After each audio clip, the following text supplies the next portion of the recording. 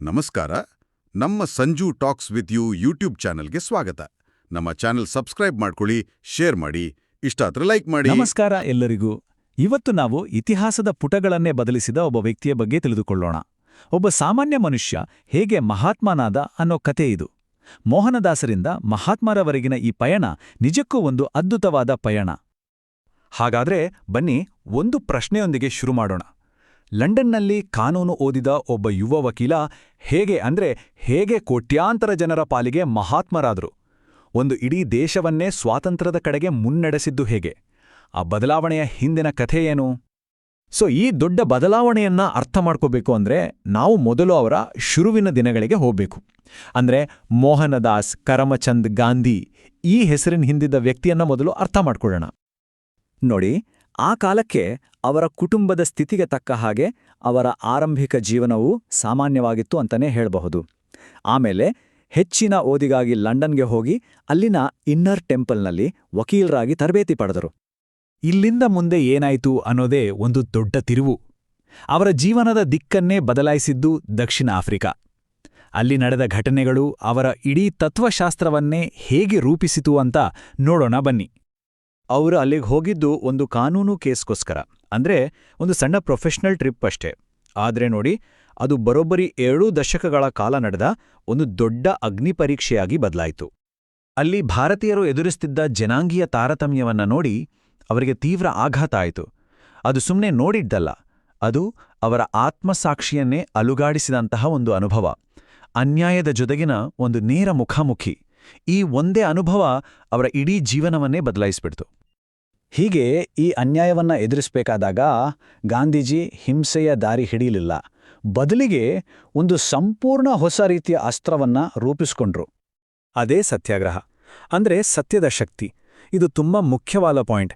ಯಾಕೆಂದ್ರೆ ಸತ್ಯಾಗ್ರಹ ಅಂದ್ರೆ ಸುಮ್ಮನೆ ಕೂತು ಪ್ರತಿಭಟಿಸೋದಲ್ಲ. ಇದು ಸತ್ಯ ಮತ್ತು ನೈತಿಕ ಧೈರ್ಯವನ್ನೇ ಆಧಾರವಾಗಿಟ್ಕೊಂಡು ಮಾಡುವಂಥ ಒಂದು ಸಕ್ರಿಯ ಅಹಿಂಸಾತ್ಮಕ ಹೋರಾಟ. ಇಲ್ನೋಡಿ, ಸತ್ಯಾಗ್ರಹ ಅನ್ನೋದು ಕೇವಲ ಒಂದು ಹೋರಾಟದ ತಂತ್ರ ಆಗಿರಲಿಲ್ಲ, ಅದು ಒಂದು ಸಂಪೂರ್ಣ ಜೀವನ ದರ್ಶನವಾಗಿತ್ತು. ಸತ್ಯ, ಅಹಿಂಸೆ, ಸ್ವದೇಶಿ ಅಂದ್ರೆ ನಮ್ಮದೇ ದೇಶದ ವಸ್ತುಗಳನ್ನ ಬಳಸೋದು, ಮತ್ತು ಸರ್ವೋದಯ ಅಂದ್ರೆ ಎಲ್ಲರ ಒಳಿತಿಗಾಗಿ ದುಡಿಯೋದು, ಈ ಎಲ್ಲಾ ತತ್ವಗಳ ಮೇಲೆ ಅದು ನಿಂತಿತ್ತು. ಗಾಂಧೀಜಿಯವರ ಈ ಮಾತು ಅವರ ಇಡೀ ಚಿಂತನೆಯನ್ನ ಹಿಡಿದಿಡುತ್ತೆ. ಅವರ ಪ್ರಕಾರ ಅಹಿಂಸಾವಾದಿಯಾಗಿರೋಕೆ ಹಿಂಸೆಗಿಂತಲೂ ಹೆಚ್ಚು ಧೈರ್ಯ, ಹೆಚ್ಚು ಆತ್ಮಬಲ ಬೇಕು. ಅದು ಹೇಳಿತನ ಅಲ್ಲವೇ ಅಲ್ಲ. ದಕ್ಷಿಣ ಆಫ್ರಿಕಾದಲ್ಲಿ ತಮ್ಮ ಈ ತತ್ವಗಳನ್ನೆಲ್ಲ ಪರೀಕ್ಷಿಸಿ ಅದನ್ನ ಇನ್ನಷ್ಟು ಗಟ್ಟಿಗೊಳಿಸ್ಕೊಂಡ್ಮೇಲೆ ಗಾಂಧೀಜಿ 1915ರಲ್ಲಿ ಭಾರತಕ್ಕೆ ವಾಪಸ್ ಬಂದ್ರು. ಇಲ್ಲೇ ಅವರಿಗಾಗಿ ಒಂದು ಇನ್ನೂ ದೊಡ್ಡ ಸವಾಲ್ ಕಾಯ್ತಾ ಇತ್ತು. ಅದೇ ಬ್ರಿಟಿಷರ ಆಳ್ವಿಕೆಯಿಂದ ಭಾರತಕ್ಕೆ ಸ್ವಾತಂತ್ರ್ಯ ತಂದುಕೊಡೋದು. ಭಾರತಕ್ಕೆ ಬಂದ ಮೇಲೆ ಅವರು ತಮ್ಮ ಅಹಿಂಸಾತ್ಮಕ ಹೋರಾಟವನ್ನ ಒಂದು ಬೃಹತ್ ಮಟ್ಟದಲ್ಲಿ ಶುರು ಮಾಡಿದರು. 1917ರ ಚಂಪಾರಣ ಸತ್ಯಾಗ್ರಹದಿಂದ ಹಿಡಿದು ಖೇಡಾ ಸತ್ಯಾಗ್ರಹ, ಅಸಹಕಾರ ಚಳುವಳಿ, ಆಮೇಲೆ 1942ರ ಕ್ವಿಟ್ ಇಂಡಿಯಾ ಚಳುವಳಿಯವರೆಗೂ. ಹೀಗೆ ಒಂದಾದ ಮೇಲೊಂದರಂತೆ ರಾಷ್ಟ್ರವ್ಯಾಪಿ ಚಳುವಳಿಗಳನ್ನು ಮುನ್ನಡೆಸಿ ಲಕ್ಷಾಂತರ ಜನರನ್ನ ಒಟ್ಟಿಗೆ ಸೇರಿಸಿದರು.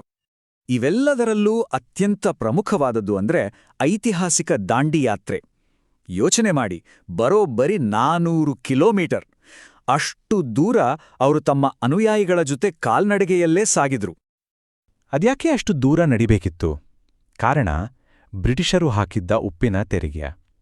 ಅದನ್ನ ವಿರೋಧಿಸಿ ಸಮುದ್ರ ತೀರಕ್ಕೆ ಹೋಗಿ ತಮ್ಮ ಕೈಯಾರೆ ಒಂದು ಹಿಡಿ ಉಪ್ಪನ್ನ ತಯಾರಿಸೋದು. ನೋಡೋಕೆ ಇದೊಂದು ತುಂಬಾನೇ ಸರಳವಾದ ಕೆಲಸ. ಆದ್ರೆ ಈ ಒಂದು ಸರಳ ಕೃತ್ಯ ಇಡೀ ಬ್ರಿಟಿಷ್ ಸಾಮ್ರಾಜ್ಯವನ್ನೇ ನಡುಗಿಸ್ಬಿಟ್ಟು ಇಡೀ ದೇಶಕ್ಕೆ ಒಂದು ಹೊಸ ಸ್ಫೂರ್ತಿಯನ್ನೇ ತುಂಬಿತು. ಹೀಗೆ ಹೋರಾಡಿ ಭಾರತಕ್ಕೆ ಸ್ವಾತಂತ್ರ್ಯ ತಂದುಕೊಟ್ರು. ಆದರೆ ಅವರ ಕೊನೆಯ ದಿನಗಳು ಕೇವಲ ಸಂಭ್ರಮದಿಂದ ಕೂಡಿರಲಿಲ್ಲ, ಅದರಲ್ಲಿ ಒಂದು ದೊಡ್ಡ ದುರಂತ ಕೂಡ ಸೇರ್ಕೊಂಡಿತ್ತು. 1947ನಲ್ಲಿ ಭಾರತದ ವಿಭಜನೆ ಆದದ್ದು ಗಾಂಧೀಜಿಯವರಿಗೆ ತೀವ್ರ ನೋವು ಕೊಟ್ಟಿತ್ತು. ಅವರು ತಮ್ಮ ಕೊನೆಯುಸಿರು ಇರೋವರೆಗೂ ಹಿಂದೂ ಮುಸ್ಲಿಂ ಏಕತೆಗಾಗಿ ಪ್ರಯತ್ನಪಟ್ರು. ಆದರೆ ದುರದೃಷ್ಟವಶಾತ್ ಸ್ವಾತಂತ್ರ್ಯ ಸಿಕ್ಕ ಕೆಲವೇ ತಿಂಗಳುಗಳಲ್ಲಿ, ಅಂದ್ರೆ ಜಾನ್ಯುವರಿ 30, 1948ರಂದು ಅವರನ್ನ ಹತ್ಯೆ ಮಾಡಲಾಯಿತು. ಅವರ ಕೊನೆಯ ಮಾತು ಹೇ ರಾಮ್ ಆಗಿತ್ತು. ಆದ್ರೆ ನೋಡಿ, ಗಾಂಧಿ ಎಂಬ ವ್ಯಕ್ತಿ ನಮ್ಮನ್ನ ದೈಹಿಕವಾಗಿ ಬಿಟ್ಟುಹೋದರೂ ಅವರ ಪರಂಪರೆ ಇವತ್ತಿಗೂ ಜೀವಂತವಾಗಿದೆ. ಅವರ ಜನ್ಮದಿನ ಅಕ್ಟೋಬರ್ 2, ಗಾಂಧಿ ಜಯಂತಿ, ನಮ್ಮ ರಾಷ್ಟ್ರೀಯ ಹಬ್ಬ. ಅಷ್ಟೇ ಅಲ್ಲ, ವಿಶ್ವಸಂಸ್ಥೆ ಅದನ್ನ ಅಂತಾರಾಷ್ಟ್ರೀಯ ಅಹಿಂಸಾ ದಿನ ಅಂತ ಘೋಷಿಸಿದೆ. ನಮ್ಮ ಕರೆನ್ಸಿ ನೋಟುಗಳ ಮೇಲೆ ಅವರ ಚಿತ್ರವಿದೆ. ಅವರ ಆತ್ಮಕಥೆ ಸತ್ಯದೊಂದಿಗೆ ನನ್ನ ಪ್ರಯೋಗಗಳು ಇವತ್ತಿಗೂ ಲಕ್ಷಾಂತರ ಜನರಿಗೆ ದಾರಿದೀಪ. ಅವರ ಪ್ರಭಾವ ನಿಜಕ್ಕೂ ಶಾಶ್ವತ. ಕೊನೆಯದಾಗಿ ಅವರ ಅತ್ಯಂತ ಪ್ರಸಿದ್ಧ ಮಾತಿನೊಂದಿಗೆ ಈ ಸಂಚಿಕೆಯನ್ನು ಮುಗಿಸೋಣ. ಜಗತ್ತಿನಲ್ಲಿ ನೀವು ನೋಡಲು ಬಯಸುವ ಬದಲಾವಣೆ ನೀವೇ ಆಗಿರಿ. ಇದು ಕೇವಲ ಒಂದು ಮಾತು, ಒಂದು ಉಲ್ಲೇಖ ಅಷ್ಟೇ ಅಲ್ಲ. ಇದು ಜಗತ್ತಿನಲ್ಲಿ ಬದಲಾವಣೆ ತರಬೇಕು ಅಂತ ಅಂದ್ಕೊಳ್ಳುವ ಪ್ರತಿಯೊಬ್ಬರಿಗೂ ಒಂದು ಸವಾಲು, ಒಂದು ದೊಡ್ಡ ಸ್ಫೂರ್ತಿ. ನಮಸ್ಕಾರ. ಭಾರತದ ಸ್ವಾತಂತ್ರ್ಯ ಹೋರಾಟದ ಕಥೆ ಎಲ್ಲಿಂದ ಶುರುವಾಯಿತು ಅಂತ ಯೋಚನಿಸಿದ್ರೆ ನಮ್ಮ ಕಣ್ಮುಂದೆ ಬರೋದು ದೊಡ್ಡ ದೊಡ್ಡ ಚಳುವಳಿಗಳು ಅಲ್ವಾ? ಆದ್ರೆ ಆ ಬೃಹತ್ ಹೋರಾಟಕ್ಕೆ ಅಡಿಪಾಯ ಹಾಕಿದ ಅದರ ಮೊದಲ ಅತೀ ಮುಖ್ಯ ಅಧ್ಯಾಯವಾದ ಮಂದಗಾಮಿ ಯುಗದ ಒಳನೋಟವನ್ನ ಇವತ್ತು ಪಡೆಯೋಣ. ಒಂದು ಕ್ಷಣ ಯೋಚನೆ ಮಾಡಿ, ಒಂದು ಕ್ರಾಂತಿಯನ್ನ ವಿನಯದಿಂದ, ಸೌಜನ್ಯದಿಂದ ಹೇಗೆ ಶುರು ಮಾಡೋಕ್ ಸಾಧ್ಯ? ಇದು ಸುಮ್ನೆ ಒಂದು ಪ್ರಶ್ನೆ ಅಷ್ಟೇ ಅಲ್ಲ. 19ನೇ ಶತಮಾನದ ಕೊನೆಯಲ್ಲಿ ಭಾರತದ ಮೊದಲ ತಲೆಮಾರಿನ ರಾಜಕೀಯ ನಾಯಕರನ್ನು ಕಾಡಿದ ಅತಿದೊಡ್ಡ ಸವಾಲೇ ಇದಾಗಿತ್ತು. ಹಾಗಿದ್ರೆ ಬನ್ನಿ, ಇತಿಹಾಸದ ಈ ಒಂದು ವಿಶಿಷ್ಟ ರಾಜಕೀಯ ಪರ್ವಕ್ಕೆ ವೇದಿಕೆ ಹೇಗೆ ಸಿದ್ಧವಾಯಿತು ಅಂತ ನೋಡೋಣ. ನೋಡಿ, 1885ರಿಂದ 1905ರವರೆಗಿನ ಈ 20 ವರ್ಷಗಳ ಕಾಲ ಇದೆಯಲ್ಲ, ಇದನ್ನೇ ಮಂದಗಾಮಿ ಯುಗ ಅಂತ ಕರೆಯೋದು. ಇಲ್ಲಿ ಆಕ್ರಮಣಶೀಲತೆಗಿಂತ ಹೆಚ್ಚಾಗಿ ತಾಳ್ಮೆ ಮತ್ತು ತಂತ್ರಗಾರಿಕೆಗೆನೆ ಮೊದಲ ಆದ್ಯತೆ. ಬ್ರಿಟಿಷ್ ಸಾಮ್ರಾಜ್ಯವನ್ನೇ ಉರುಳಿಸಬೇಕು ಅನ್ನೋ ಯೋಚನೆ ಇರಲಿಲ್ಲ. ಬದಲಾಗಿ ಅದರ ಒಳಗೇ ಇದ್ದು ಶಾಂತಿಯುತವಾಗಿ ಕಾನೂನಿನ ಮೂಲಕವೇ ಬದಲಾವಣೆ ತರಬಹುದು ಅನ್ನೋದು ಇವರ ದೃಢವಾದ ನಂಬಿಕೆಯಾಗಿತ್ತು. ಹಾಗಾದ್ರೆ ಈ ಹೊಸ ರಾಜಕೀಯ ಚಿಂತನೆಯ ಹಿಂದಿದ್ದ ಆ ನಾಯಕರು ಯಾರು? ಬನ್ನಿ, ಆ ಬದಲಾವಣೆಯ ರೂವಾರಿಗಳನ್ನೊಮ್ಮೆ ಪರಿಚಯ ಮಾಡ್ಕೊಳ್ಳೋಣ. ದಾದಾಭಾಯಿ ನವರೋಜಿ, ಫಿರೋಜ್ ಶಾ ಮೆಹ್ತಾ, ಗೋಪಾಲ್ ಕೃಷ್ಣ ಗೋಖಲೆ, ಸುರೇಂದ್ರನಾಥ್ ಬ್ಯಾನರ್ಜಿ ಇವರೆಲ್ಲರೂ ಕೇವಲ ಹೋರಾಟಗಾರರಾಗಿರಲಿಲ್ಲ, ಬದಲಿಗೆ ಆ ಕಾಲದ ದೊಡ್ಡ ವಿದ್ವಾಂಸರು, ವಕೀಲರು, ಶಿಕ್ಷಕರು. ಬ್ರಿಟಿಷರ ನ್ಯಾಯಪ್ರಜ್ಞೆಯ ಮೇಲೆ ಇವರಿಗೆ ಅಪಾರವಾದ ನಂಬಿಕೆ ಇತ್ತು. ಅವರ ಜೊತೆ ಕೂತು ಮಾತನಾಡಿಯೇ ಬದಲಾವಣೆ ತರಬಹುದು ಅಂತ ಇವರು ಗಟ್ಟಿಯಾಗಿ ನಂಬಿದ್ರು. ಸರಿ, ಇವರ ಪ್ಲಾನ್ ಅಂದ್ರೆ ಇವರ ನೀಲನಕ್ಷೆ ಏನಿತ್ತು? ಇದನ್ನ ಅರ್ಥ ಮಾಡ್ಕೊಳ್ಳೋದು ತುಂಬಾನೇ ಮುಖ್ಯ. ಯಾಕಂದ್ರೆ ಇವರ ಗುರಿ ಹೆಚ್ಚಿನೋರು ಅಂದ್ಕೊಂಡ ಹಾಗೆ ಇರ್ಲೇ ಇಲ್ಲ. ಇಲ್ಲಿ ಒಂದು ಇಂಟ್ರೆಸ್ಟಿಂಗ್ ವಿಷಯ ಏನಂದ್ರೆ, ಅವರು ತಕ್ಷಣವೇ ಪೂರ್ಣ ಸ್ವರಾಜ್ಯ ಅಥವಾ ಕಂಪ್ಲೀಟ್ ಇಂಡಿಪೆಂಡೆನ್ಸ್ ಅಂತ ಕೇಳಲಿಲ್ಲ. ಬದಲಾಗಿ ಬ್ರಿಟಿಷ್ ಆಡಳಿತದ ಚೌಕಟ್ಟಿನಲ್ಲೇ ಭಾರತೀಯರಿಗೆ ಹೆಚ್ಚಿನ ಅಧಿಕಾರ ಸಿಗ್ಬೇಕು, ಹೆಚ್ಚಿನ ಹಕ್ಕುಗಳು ಬೇಕು ಅಂತ ಹೋರಾಡ್ತರು. ಅಂದ್ರೆ ಅವರ ಗುರಿ ಇಡೀ ವ್ಯವಸ್ಥೆಯನ್ನೇ ಕಿತ್ತೊಗೆಯೋದಾಗಿರ್ಲಿಲ್ಲ, ಬದಲಿಗೆ ಒಳಗಿನಿಂದಲೇ ಅದನ್ನ ಸುಧಾರಿಸುವುದಾಗಿತ್ತು. ಅವರ ಬೇಡಿಕೆಗಳೆಲ್ಲ ತುಂಬಾನೇ ಪ್ರಾಕ್ಟಿಕಲ್ ಆಗಿದ್ವು. ಸರ್ಕಾರಿ ಆಡಳಿತದಲ್ಲಿ ಭಾರತೀಯರಿಗೆ ದೊಡ್ಡ ಪಾಲು ಬೇಕು, ಶಾಸನ ಸಭೆಗಳನ್ನ ವಿಸ್ತರಿಸಬೇಕು, ರೈತರು ಮತ್ತು ಸಾಮಾನ್ಯ ಜನರ ಮೇಲಿನ ತೆರಿಗೆ ಭಾರ ಕಡಿಮೆ ಮಾಡಬೇಕು, ಮತ್ತು ಎಲ್ಲಕ್ಕಿಂತ ಮುಖ್ಯವಾಗಿ ಇಂಡಿಯನ್ ಸಿವಿಲ್ ಸರ್ವಿಸ್ ಪರೀಕ್ಷೆಗಳಲ್ಲಿ ಭಾರತೀಯರಿಗೂ ಸಮಾನ ಅವಕಾಶ ಸಿಗ್ಬೇಕು. ಹೀಗೆ ಒಂದು ನ್ಯಾಯಯುತ ಆಡಳಿತಕ್ಕಾಗಿ ಒಂದು ಸ್ಪಷ್ಟವಾದ ರೋಡ್ ಮ್ಯಾಪ್ ಅನ್ನೇ ಮುಂದಿಟ್ರು. ಈ ಎಲ್ಲಾ ಬೇಡಿಕೆಗಳನ್ನ ಈಡೇರಿಸ್ಕೊಳ್ಳೋಕೆ ಅವರೊಂದು ಸ್ಪಷ್ಟವಾದ, ಸರಳವಾದ ಆದರೆ ತುಂಬಾ ಪ್ರಬಲವಾದ ತಂತ್ರವನ್ನ ಬಳಸಿದ್ರು. ಅದನ್ನೇ 3P ತಂತ್ರ ಅಂತ ಕರೆಯಲಾಗುತ್ತೆ. ಪ್ರೇಯರ್ ಅಂದ್ರೆ ಪ್ರಾರ್ಥನೆ ಅಥವಾ ಸರ್ಕಾರಕ್ಕೆ ಮನವಿ ಸಲ್ಲಿಸುವುದು, ಪೆಟಿಷನ್ ಅಂದ್ರೆ ಸಹಿ ಸಂಗ್ರಹಿಸಿ ಅರ್ಜಿ ಹಾಕುವುದು, ಮತ್ತು ಪ್ರೊಟೆಸ್ಟ್ ಅಂದ್ರೆ ಸಭೆಗಳು, ಪತ್ರಿಕಾ ಲೇಖನಗಳ ಮೂಲಕ ಶಾಂತಿಯುತವಾಗಿ ವಿರೋಧ ವ್ಯಕ್ತಪಡಿಸುವುದು. ಇದೇ ಅವರ ಅಹಿಂಸಾತ್ಮಕ, ಕಾನೂನುಬದ್ಧ ಹೋರಾಟದ ಮೂಲಮಂತ್ರವಾಗಿತ್ತು. ಹೌದು, ಅವರ ಈ ವಿಧಾನಗಳಿಂದ ತಕ್ಷಣಕ್ಕೇನೂ ಸ್ವಾತಂತ್ರ್ಯ ಸಿಗ್ಲಿಲ್ಲ ನಿಜ. ಆದ್ರೆ ಅವರು ಹಾಕಿಕೊಟ್ಟ ಆ ಅಡಿಪಾಯ ಇಲ್ದೇ ಹೋಗಿದ್ರೆ ಮುಂದಿನ ಸ್ವಾತಂತ್ರ್ಯ ಹೋರಾಟವನ್ನ ಊಹಿಸ್ಕೊಳ್ಳೋಕೂ ಸಾಧ್ಯವಿರ್ಲಿಲ್ಲ. ಅವರ ನಿಜವಾದ ಸಾಧನೆ ಏನು ಗೊತ್ತಾ? ದೇಶದ ಬೇರೆ ಬೇರೆ ಭಾಗಗಳಲ್ಲಿದ್ದ ಸಣ್ಣಪುಟ್ಟ ಸಮಸ್ಯೆಗಳನ್ನೆಲ್ಲ ಒಂದೆಡೆ ಸೇರಿಸಿ ಅದಕ್ಕೊಂದು ರಾಷ್ಟ್ರೀಯ ರೂಪ ಕೊಟ್ಟಿದ್ದು. ಇದೇ ಭಾರತೀಯ ರಾಷ್ಟ್ರೀಯತೆಯ ಹುಟ್ಟಿಗೆ ಕಾರಣವಾಗಿದ್ದು. ದಿ ಹಿಂದೂ, ಕೇಸರಿಯಂತಹ ಪತ್ರಿಕೆಗಳ ಮೂಲಕ ಜನಸಾಮಾನ್ಯರಿಗೆ ತಮ್ಮ ಹಕ್ಕುಗಳ ಬಗ್ಗೆ, ರಾಜಕೀಯದ ಬಗ್ಗೆ ತಿಳುವಳಿಕೆ ನೀಡಿದ್ರು. ಇದುವೇ ಮುಂದೆ ಗಾಂಧಿಯುಗದಲ್ಲಿ ಒಂದು ಬೃಹತ್ ಜನಾಂದೋಲನಕ್ಕೆ ದಾರಿ ಮಾಡಿಕೊಟ್ಟಿತು. ಆದರೆ ಇವೆಲ್ಲಕ್ಕಿಂತ ಮಿಗಿಲಾಗಿ ಹೋರಾಟದ ದಿಕ್ಕನ್ನೇ ಬದಲಿಸಿದ ಅವರ ಒಂದು ಪ್ರಮುಖ ಅಸ್ತ್ರ ಅಂದ್ರೆ ಒಂದು ಕ್ರಾಂತಿಕಾರಿ ಆರ್ಥಿಕ ಸಿದ್ಧಾಂತ. ಅದೇ ದಾದಾಭಾಯಿ ನವರೋಜಿ ಅವರ ಸಂಪತ್ತಿನ ಸೋರಿಕೆ ಸಿದ್ಧಾಂತ ಅಥವಾ ಡ್ರೇನ್ ಆಫ್ ವೆಲ್ತ್ ಥಿಯರಿ.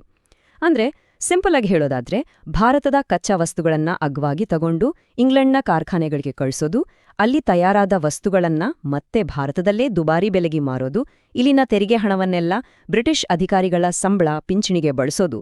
ಹೀಗೆ ಭಾರತದ ಸಂಪತ್ತು ಹೇಗೆಲ್ಲ ಇಂಗ್ಲೆಂಡ್ಗೆ ಹರಿದೋಗ್ತಾ ಇದೆ ಅಂತ ಅಂಕಿಅಂಶಗಳ ಸಮೇತ ನವರೋಜಿ ಸಾಬೀತುಪಡಿಸಿದ್ರು. ಬ್ರಿಟಿಷರು ನಮ್ಮ ಅಭಿವೃದ್ಧಿಗಾಗಿ ಬಂದಿದ್ದಾರೆ ಅನ್ನೋ ಜನರ ಭ್ರಮೆಯನ್ನ ಈ ಸಿದ್ಧಾಂತ ಪೂರ್ತಿಯಾಗಿ ಒಡೆದುಹಾಕಿತು. ಆದರೆ ಈ ತಾಳ್ಮೆಯ ರಾಜಕಾರಣ ಹೆಚ್ಚು ಕಾಲ ಉಳಿಯಲಿಲ್ಲ. ಯಾಕಂದ್ರೆ ಬದಲಾವಣೆಯ ವೇಗ ತುಂಬಾ ನಿಧಾನವಾಗಿತ್ತು. ಅದೇ ಸಮಯದಲ್ಲಿ ಬ್ರಿಟಿಷರು ತೆಗೆದುಕೊಂಡ ಒಂದೇ ಒಂದು ನಿರ್ಧಾರ ಇಡೀ ಚಳುವಳಿಯ ದಿಕ್ಕನ್ನೇ ಬದಲಿಸಿಬಿಡ್ತು. ಅದೇ 1905ರ ಬಂಗಾಳದ ವಿಭಜನೆ. ಈ ಒಂದು ಘಟನೆ ದೇಶಾದ್ಯಂತ ದೊಡ್ಡ ಮಟ್ಟದ ಆಕ್ರೋಶದ ಕಿಡಿಯನ್ನ ಹೊತ್ತಿಸಿತು. ಮಂದಗಾಮಿಗಳ ತಾಳ್ಮೆಯ ರಾಜಕೀಯದ ಮೇಲೆ ಜನರಿಗೆ ನಂಬಿಕೆ ಹೊರಟೋಯ್ತು. ಇದು ನೇರ ಕ್ರಮಕ್ಕೆ ಆಗ್ರಹಿಸುವ ಹೊಸ, ಹೆಚ್ಚು ಆಕ್ರಮಣಕಾರಿ ನಾಯಕರ ಉದಯಕ್ಕೆ ಕಾರಣವಾಯಿತು. ಹೀಗೆ ಕಾಂಗ್ರೆಸ್ನಲ್ಲೇ 2 ಬಣಗಳು ಹುಟ್ಟಿಕೊಂಡವು. ಒಂದು ಕಡೆ ಸಾಂವಿಧಾನಿಕ ಸುಧಾರಣೆ ಸಾಕು ಅನ್ನುವ ಮಂದಗಾಮಿಗಳು, ಇನ್ನೊಂದು ಕಡೆ ಇಲ್ಲ, ನಮಗೆ ಸ್ವರಾಜ್ಯವೇ ಬೇಕು ಅನ್ನುವ ತೀವ್ರಗಾಮಿಗಳು. ಮಂದಗಾಮಿಗಳು ಮನವಿ, ಅರ್ಜಿಗಳ ಹಾದಿ ಹಿಡಿದ್ರೆ, ತೀವ್ರಗಾಮಿಗಳು ಬಹಿಷ್ಕಾರ, ಸ್ವದೇಶಿ ಚಳುವಳಿ ಮತ್ತು ದೊಡ್ಡ ಮಟ್ಟದ ಪ್ರತಿಭಟನೆಗಳಂತಹ ನೇರ ಮಾರ್ಗಕ್ಕೆ ಇಳಿದ್ರು. ಹಾಗಾದ್ರೆ ಇತಿಹಾಸದ ದೃಷ್ಟಿಯಿಂದ ನೋಡಿದ್ರೆ ಮಂದಗಾಮಿ ಯುಗದ ನಿಜವಾದ ಮಹತ್ವವೇನು? ಸರಳವಾಗಿ ಹೇಳಬೇಕೆಂದರೆ ಮಂದಗಾಮಿಗಳು ಭಾರತದ ಸ್ವಾತಂತ್ರ್ಯ ಎಂಬ ಬೃಹತ್ ಸೌಧದ ವಾಸ್ತುಶಿಲ್ಪಿಗಳು. ಅವರು ಹಾಕಿಕೊಟ್ಟ ರಾಜಕೀಯ, ಆರ್ಥಿಕ ಮತ್ತು ಸೈದ್ಧಾಂತಿಕ ಅಡಿಪಾಯದ ಮೇಲೆಯೇ ಮುಂದಿನ ಹೋರಾಟದ ಮಹಡಿಗಳನ್ನ ಕಟ್ಟಲಾಯಿತು. ಅವರ ವಿಧಾನಗಳು ಕಾಲಾಂತರದಲ್ಲಿ ಬದಲಾಗಿರ್ಬೋದು, ಆದರೆ ಅವರು ಮಾಡಿದ ಆ ಮೂಲಭೂತ ಕೆಲಸವಿಲ್ಲದೆ ಆ ಸೌಧ ನಿಲ್ತಲೇ ಇರಲಿಲ್ಲ. ಇದು ನಮ್ಮನ್ನೂ ಒಂದು ಆಳವಾದ ಪ್ರಶ್ನೆಯ ಬಳಿ ತಂದು ನಿಲ್ಲಿಸುತ್ತೆ. ಒಂದು ವೇಳೆ ಮಂದಗಾಮಿಗಳು ತಾಳ್ಮೆಯಿಂದ ಆ ರಾಜಕೀಯ ಪ್ರಜ್ಞೆಯ ಬೀಜಗಳನ್ನ ಬಿತ್ತದೇ ಹೋಗಿದ್ರೆ, ಗಾಂಧೀಜಿಯವರ ಬೃಹತ್ ಅಹಿಂಸಾತ್ಮಕ ಚಳುವಳಿಯ ಮರ ಬೆಳೆಯಲು ಸಾಧ್ಯವಿತ್ತೇ? ಖಂಡಿತವಾಗಿಯೂ ಈ ಬಗ್ಗೆ ಯೋಚಿಸಬೇಕಾದ ವಿಷಯ. 1919ರವರೆಗಿನ ತೀವ್ರಗಾಮಿ ಯುಗ. ನೋಡಿ, ಈ ಇಡೀ ಯುಗವನ್ನ ಅರ್ಥ ಮಾಡ್ಕೋಬೇಕಂದ್ರೆ ಈ ಒಂದು ಪ್ರಶ್ನೆಗೆ ಉತ್ತರ ಸಿಗ್ಬೇಕು. ಅದೇನಂದ್ರೆ, ಶಾಂತಿಯುತವಾಗಿ ನಾವು ಕೇಳಿದಾಗ ಏನೂ ಸಿಗ್ಲಿಲ್ಲ ಅಂದ್ರೆ ಮುಂದೇನು ಅಲ್ವಾ? ಇದೇ ಪ್ರಶ್ನೆ ಅಂದಿನ ಹೋರಾಟಗಾರರನ್ನ ಕಾಡಿ ಒಂದು ಹೊಸ ದಾರಿಯನ್ನೇ ಸೃಷ್ಟಿ ಮಾಡಿತ್ತು. ಆ ಸಮಯದಲ್ಲಿ ಇಂಡಿಯನ್ ನ್ಯಾಷನಲ್ ಕಾಂಗ್ರೆಸ್ ಒಳಗೆ 2 ಬೇರೆ ಬೇರೆ ದಾರಿಗಳು ಹುಟ್ಕೊಂಡ್ವು. ಒಂದು ಕಡೆ ಬ್ರಿಟಿಷರ್ ಹತ್ರ ಪತ್ರ ಬರೆದು ಪ್ರಾರ್ಥನೆ ಮಾಡಿ ಏನಾದ್ರೂ ಪಡ್ಕೋಬೋದು ಅಂತ ನಂಬಿದ್ದ ಮಂದಗಾಮಿಗಳು. ಇನ್ನೊಂದು ಕಡೆ ಇಲ್ಲ, ಇದೆಲ್ಲ ಆಗೋಲ್ಲ, ಚಳಿವಳಿ ಮತ್ತು ಸ್ವಾವಲಂಬನೆ ಅಂದ್ರೆ ನಮ್ಮ ಕಾಲ ಮೇಲೆ ನಾವು ನಿಲ್ಲೋದೆ ಸ್ವಾತಂತ್ರ್ಯಕ್ಕೆ ದಾರಿ ಅಂತ ಗಟ್ಟಿಯಾಗಿ ಹೇಳಿದ ತೀವ್ರಗಾಮಿಗಳು. ಈ 2 ಐಡಿಯಾಲಜಿಗಳ ನಡುವಿನ ಸಂಘರ್ಷವೇ ಆ ಕಾಲದ ಕಥೆ. ಹಾಗಂತ ಈ ತೀವ್ರಗಾಮಿ ಯುಗ ಒಂದೇ ದಿನಕ್ಕೆ ಶುರುವಾಗಿದ್ದಲ್ಲ, ಖಂಡಿತ ಇಲ್ಲ. ಅದು ವರ್ಷಗಳ ಕಾಲ ಜನರ ಮನಸ್ಸಲ್ಲಿ ಕೂತಿದ್ದ ಹತಾಶೆ, ಬೇಸರದ ಫಲ. ಹಾಗಾದ್ರೆ ಆ ಬದಲಾವಣೆಯ ಕಿಡಿಯನ್ನು ಹೊತ್ತಿಸಿದ ಆ ಪಾಯಿಂಟ್ ಯಾವುದು? ನೋಡೋಣ ಬನ್ನಿ. ಈ ಬದಲಾವಣೆಗೆ ಒಂದೇ ಕಾರಣ ಅಂತ ಹೇಳೋಕ್ಕಾಗಲ್ಲ, ಹಲವಾರು ಕಾರಣಗಳಿದ್ವು. ಮಂದಗಾಮಿಗಳ ದಾರಿ ವರ್ಕ್ ಆಗ್ತಿಲ್ಲ ಅನ್ನೋ ಭಾವನೆ ಒಂದು ಕಡೆ, ಲಾರ್ಡ್ ಕರ್ಜನ್ನ ದಬ್ಬಾಳಿಕೆ ನೀತಿಗಳು ಇನ್ನೊಂದು ಕಡೆ, ಇವೆಲ್ಲ ಇದ್ದೇ ಇತ್ತು. ಆದರೆ ಆ ಎಲ್ಲದಕ್ಕಿಂತ ದೊಡ್ಡ ಸ್ಪಾರ್ಕ್ ಅಂದ್ರೆ 1905ರ ಬಂಗಾಳ ವಿಭಜನೆ. ಬ್ರಿಟಿಷರ ಆ ಒಡೆದು ಆಳುವ ನೀತಿ ಇದೆಯಲ್ಲ, ಅದು ಜನರ ತಾಳ್ಮೆಯ ಕಟ್ಟೇನೇ ಒಡೆದಾಕ್ತು. ಆ ಆಕ್ರೋಶದಿಂದಲೇ ಹುಟ್ಟಿದ್ದು ಸ್ವದೇಶಿ ಚಳುವಳಿ. ಜನರ ಕೋಪ ಹೆಚ್ಚಾಗ್ತಿದ್ದ ಹಾಗೆ ಅದನ್ನ ಸರಿಯಾದ ದಾರಿಯಲ್ಲಿ ಮುನ್ನಡೆಸೋಕೆ ಒಂದು ಹೊಸ ಲೀಡರ್ಶಿಪ್ ಬೇಕಾಯಿತು. ಒಂದು ಹೊಸ ತಲೆಮಾರಿನ ನಾಯಕರು ಮುಂದೆ ಬಂದರು. ಇವರು ಬ್ರಿಟಿಷರ ಹತ್ರ ಸಣ್ಣಪುಟ್ಟ ಸುಧಾರಣೆಗಳನ್ನ ಕೇಳೋಕೆ ಬಂದವರಲ್ಲ, ಬದಲಿಗೆ ಸಂಪೂರ್ಣ ಸ್ವಾತಂತ್ರ್ಯವೇ ನಮ್ಮ ಹಕ್ಕು ಅಂತ ಕೇಳೋಕೆ ಬಂದವರು. ಈ ಹೊಸ ಯುಗಕ್ಕೆ ಹೊಸ ಹೀರೋಗಳು ಬೇಕಿದ್ರು ಅಲ್ವಾ? ಆಗಲೇ ಎಂಟ್ರಿ ಕೊಟ್ಟಿದ್ದು ಬಾಲಗಂಗಾಧರ ತಿಲಕ್, ಲಾಲಾ ಲಜಪತ್ ರಾಯ್ ಮತ್ತು ಬಿಪಿನ್ ಚಂದ್ರ ಪಾಲ್. ಇವರನ್ನ ಪ್ರೀತಿಯಿಂದ ಲಾಲ್ ಬಾಲ್ ಪಾಲ್ ಅಂತ ಕರೀತಿದ್ರು. ಈ ತ್ರಿಮೂರ್ತಿಗಳು ದೇಶದ ಮೂಲೆ ಮೂಲೆಯಲ್ಲೂ ಸ್ವಾತಂತ್ರ್ಯದ ಕಿಚ್ಚು ಹಚ್ಚಿದ್ರು. ಇವರ ಜೊತೆಗೆ ಅರವಿಂದೋ ಘೋಷ್ ಅವರ ಕ್ರಾಂತಿಕಾರಿ ಯೋಜನೆಗಳು ಸೇರಿದಾಗ ಈ ಚಳುವಳಿಗೆ ಒಂದು ಬೌದ್ಧಿಕ ಶಕ್ತಿನೂ ಬಂತು. ಇವರೆಲ್ಲ ಸೇರಿ ಹೋರಾಟದ ಗೇಮನ್ನೇ ಚೇಂಜ್ ಮಾಡಿದ್ರು. ಬಾಲಗಂಗಾಧರ್ ತಿಲಕ್ ಅವರ ಈ ಒಂದು ಮಾತು ಅಬ್ಬಾ ಇಡೀ ತೀವ್ರಗಾಮಿ ಚಳುವಳಿಯ ಆತ್ಮವನ್ನೇ ಹಿಡಿದಿಡುತ್ತೆ. ಇದು ಬರೀ ಒಂದು ಸ್ಲೋಗನ್ ಆಗಿರಲಿಲ್ಲ, ಇದೊಂದು ಡಿಕ್ಲರೇಷನ್ ಆಗಿತ್ತು. ಸ್ವರಾಜ್ಯ ಅಂದ್ರೆ ನಮ್ಮದೇ ಆಡಳಿತ, ಅದು ನಾವು ಚೌಕಾಸಿ ಮಾಡಿ ಪಡೆಯೋದಲ್ಲ, ಅದು ನಮ್ಮ ಜನ್ಮಸಿದ್ಧ ಹಕ್ಕು ಅಂತ ಗರ್ಜಿಸಿದ್ರು. ಈ ಒಂದು ವಾಕ್ಯ ಲಕ್ಷಾಂತರ ಜನರಿಗೆ ಸ್ಫೂರ್ತಿ ಕೊಡ್ತು. ಇಂಥ ಗಟ್ಟಿ ನಾಯಕರು ಬಂದ್ಮೇಲೆ ಕೇವಲ ಘೋಷಣೆಗಳು ಮಾತ್ರ ಬದಲಾಗಲಿಲ್ಲ, ಹೋರಾಟ ಮಾಡುವ ವಿಧಾನ, ಅದರ ಗುರಿಗಳು ಎಲ್ಲವೂ ಸಂಪೂರ್ಣವಾಗಿ ಬದಲಾಯಿತು. ಅವರ ಇಡೀ ಸ್ಟ್ರಾಟಜಿ ನಿಂತಿದ್ದೇ ಸ್ವಾವಲಂಬನೆ ಅನ್ನೋ ಒಂದು ಬಲವಾದ ಅಡಿಪಾಯದ ಮೇಲೆ. ಅವರ ಗೋಲ್ಸ್ ತುಂಬಾನೇ ಕ್ಲಿಯರ್ ಆಗಿತ್ತು. ಸಣ್ಣ ಪುಟ್ಟ ಅಧಿಕಾರ ಅಲ್ಲ, ಬೇಕಾಗಿದ್ದು ಪೂರ್ಣ ಸ್ವರಾಜ್ಯ ಅಂದ್ರೆ ಕಂಪ್ಲೀಟ್ ಇಂಡಿಪೆಂಡೆನ್ಸ್. ಅದನ್ನ ಸಾಧಿಸೋಕೆ ದಾರಿ ಕೂಡ ಸ್ಪಷ್ಟವಾಗಿತ್ತು. ನಮ್ಮ ದೇಶದ ವಸ್ತುಗಳನ್ನೇ ಬಳಸಿ ಅಂದ್ರೆ ಸ್ವದೇಶಿ. ಬ್ರಿಟಿಷರ ವಸ್ತು, ಅವರ ಶಾಲೆ, ಕೋರ್ಟು ಎಲ್ಲವನ್ನೂ ಬಹಿಷ್ಕರಿಸಿ, ಅಂದ್ರೆ ಬಾಯ್ಕಾಟ್. ಮತ್ತು ನಮ್ಮ ಮಕ್ಕಳಿಗೆ ನಮ್ಮ ಸಂಸ್ಕೃತಿ ಮೌಲ್ಯಗಳನ್ನ ಕಲಿಸುವ ನಮ್ಮದೇ ಆದ ನ್ಯಾಷನಲ್ ಸ್ಕೂಲ್ಗಳನ್ನ ಕಟ್ಟಿ. ಇದು ಬ್ರಿಟಿಷರ ಆಡಳಿತದ ಬೇರುಗಳಿಗೆ ಕೊಡಲಿ ಪಟ್ಟುಕೊಟ್ಟ ಹಾಗೆ. ಅವರ ಪ್ಲಾನ್ ತುಂಬಾ ಸಿಸ್ಟಮ್ಯಾಟಿಕ್ ಆಗಿತ್ತು ನೋಡಿ. ಸ್ವದೇಶಿ ಚಳವಳಿ ಮೂಲಕ ಬ್ರಿಟಿಷರ ಎಕಾನಮಿಗೆ ಹೊಡೆಯೋದು, ಬಾಯ್ಕಾಟ್ ಚಳವಳಿ ಮೂಲಕ ಅವರ ಅಡ್ಮಿನಿಸ್ಟ್ರೇಷನ್ ಸಿಸ್ಟಮನ್ನೇ ಪ್ಯಾರಲೈಸ್ ಮಾಡೋದು, ಇದೇ ಸಮಯದಲ್ಲಿ ಸಭೆಗಳು, ಮೆರವಣಿಗೆಗಳು ಮತ್ತು ಕ್ರಾಂತಿಕಾರಿ ಪತ್ರಿಕೆಗಳ ಮೂಲಕ ರಾಷ್ಟ್ರೀಯತೆಯ ಕಿಚ್ಚನ್ನ ಜನರ ಮನಸ್ಸಲ್ಲಿ ಜೀವಂತವಾಗಿಡೋದು. ಇದು ಬ್ರಿಟಿಷ ಸಾಮ್ರಾಜ್ಯದ ಅಡಿಪಾಯವನ್ನೇ ಅಲ್ಲಾಡಿಸುವ ಒಂದು ಮಾಸ್ಟರ್ ಪ್ಲಾನ್ ಆಗಿತ್ತು. ಆದರೆ ಯಾವುದೇ ದೊಡ್ಡ ಹೋರಾಟದ ಹಾದಿ ನೇರವಾಗಿರೋದಿಲ್ಲ ಅಲ್ವಾ? ಈ ಹಾದಿನೂ ಅಷ್ಟೇ. ಇದರಲ್ಲಿ ಒಳಜಗಳಗಳಿದ್ವು, ಬ್ರಿಟಿಷರ ಕ್ರೂರ ದಬ್ಬಾಳಿಕೆ ಇತ್ತು, ಮತ್ತೆ ಐತಿಹಾಸಿಕವಾಗಿ ಒಂದಾಗೋ ಕ್ಷಣಗಳೂ ಇದ್ವು. ಒಂಥರ ರೋಲರ್ ಕೋಸ್ಟರ್ ಜರ್ನಿ ಇದ್ಹಾಗೆ. ಈ ಯುಗದ ಟೈಮ್ಲೈನ್ ನೋಡಿದ್ರೆ ಅದರ ಏಳುಬೀಳುಗಳು ಸ್ಪಷ್ಟವಾಗಿ ಕಾಣುತ್ತೆ. 1905ರಲ್ಲಿ ಬಂಗಾಳ ವಿಭಜನೆ ಚಳವಳಿಗೆ ಒಂದು ಕಿಡಿ ಹೊತ್ತಿಸಿದರೆ ಕೇವಲ 2 ವರ್ಷದಲ್ಲಿ 1907ರ ಸೂರತ್ ಅಧಿವೇಶನದಲ್ಲಿ ಕಾಂಗ್ರೆಸ್ ಒಡೆದು 2 ಹೋಳಾಯಿತು. ಮಂದಗಾಮಿಗಳು ಮತ್ತು ತೀವ್ರಗಾಮಿಗಳು ಬೇರೆಯಾಗಿದ್ದು ಚಳುವಳಿಗೆ ದೊಡ್ಡ ಹೊಡೆತ. ಆಮೇಲೆ ತಿಲಕ್ ಅವರನ್ನು ಅರೆಸ್ಟ್ ಮಾಡಿದ್ದು, ಬಂಗಾಳ ವಿಭಜನೆಯನ್ನು ರದ್ದು ಮಾಡಿದ್ದು ಮತ್ತು ಕೊನೆಗೆ 1916ರ ಲಖನೌ ಒಪ್ಪಂದದಲ್ಲಿ ಎಲ್ಲರೂ ಮತ್ತೆ ಒಂದಾಗಿದ್ದು. ಪ್ರತಿಯೊಂದು ಘಟನೆನೂ ಈ ಕಥೆಯ ಒಂದೊಂದು ಮಹತ್ವದ ತಿರುವು.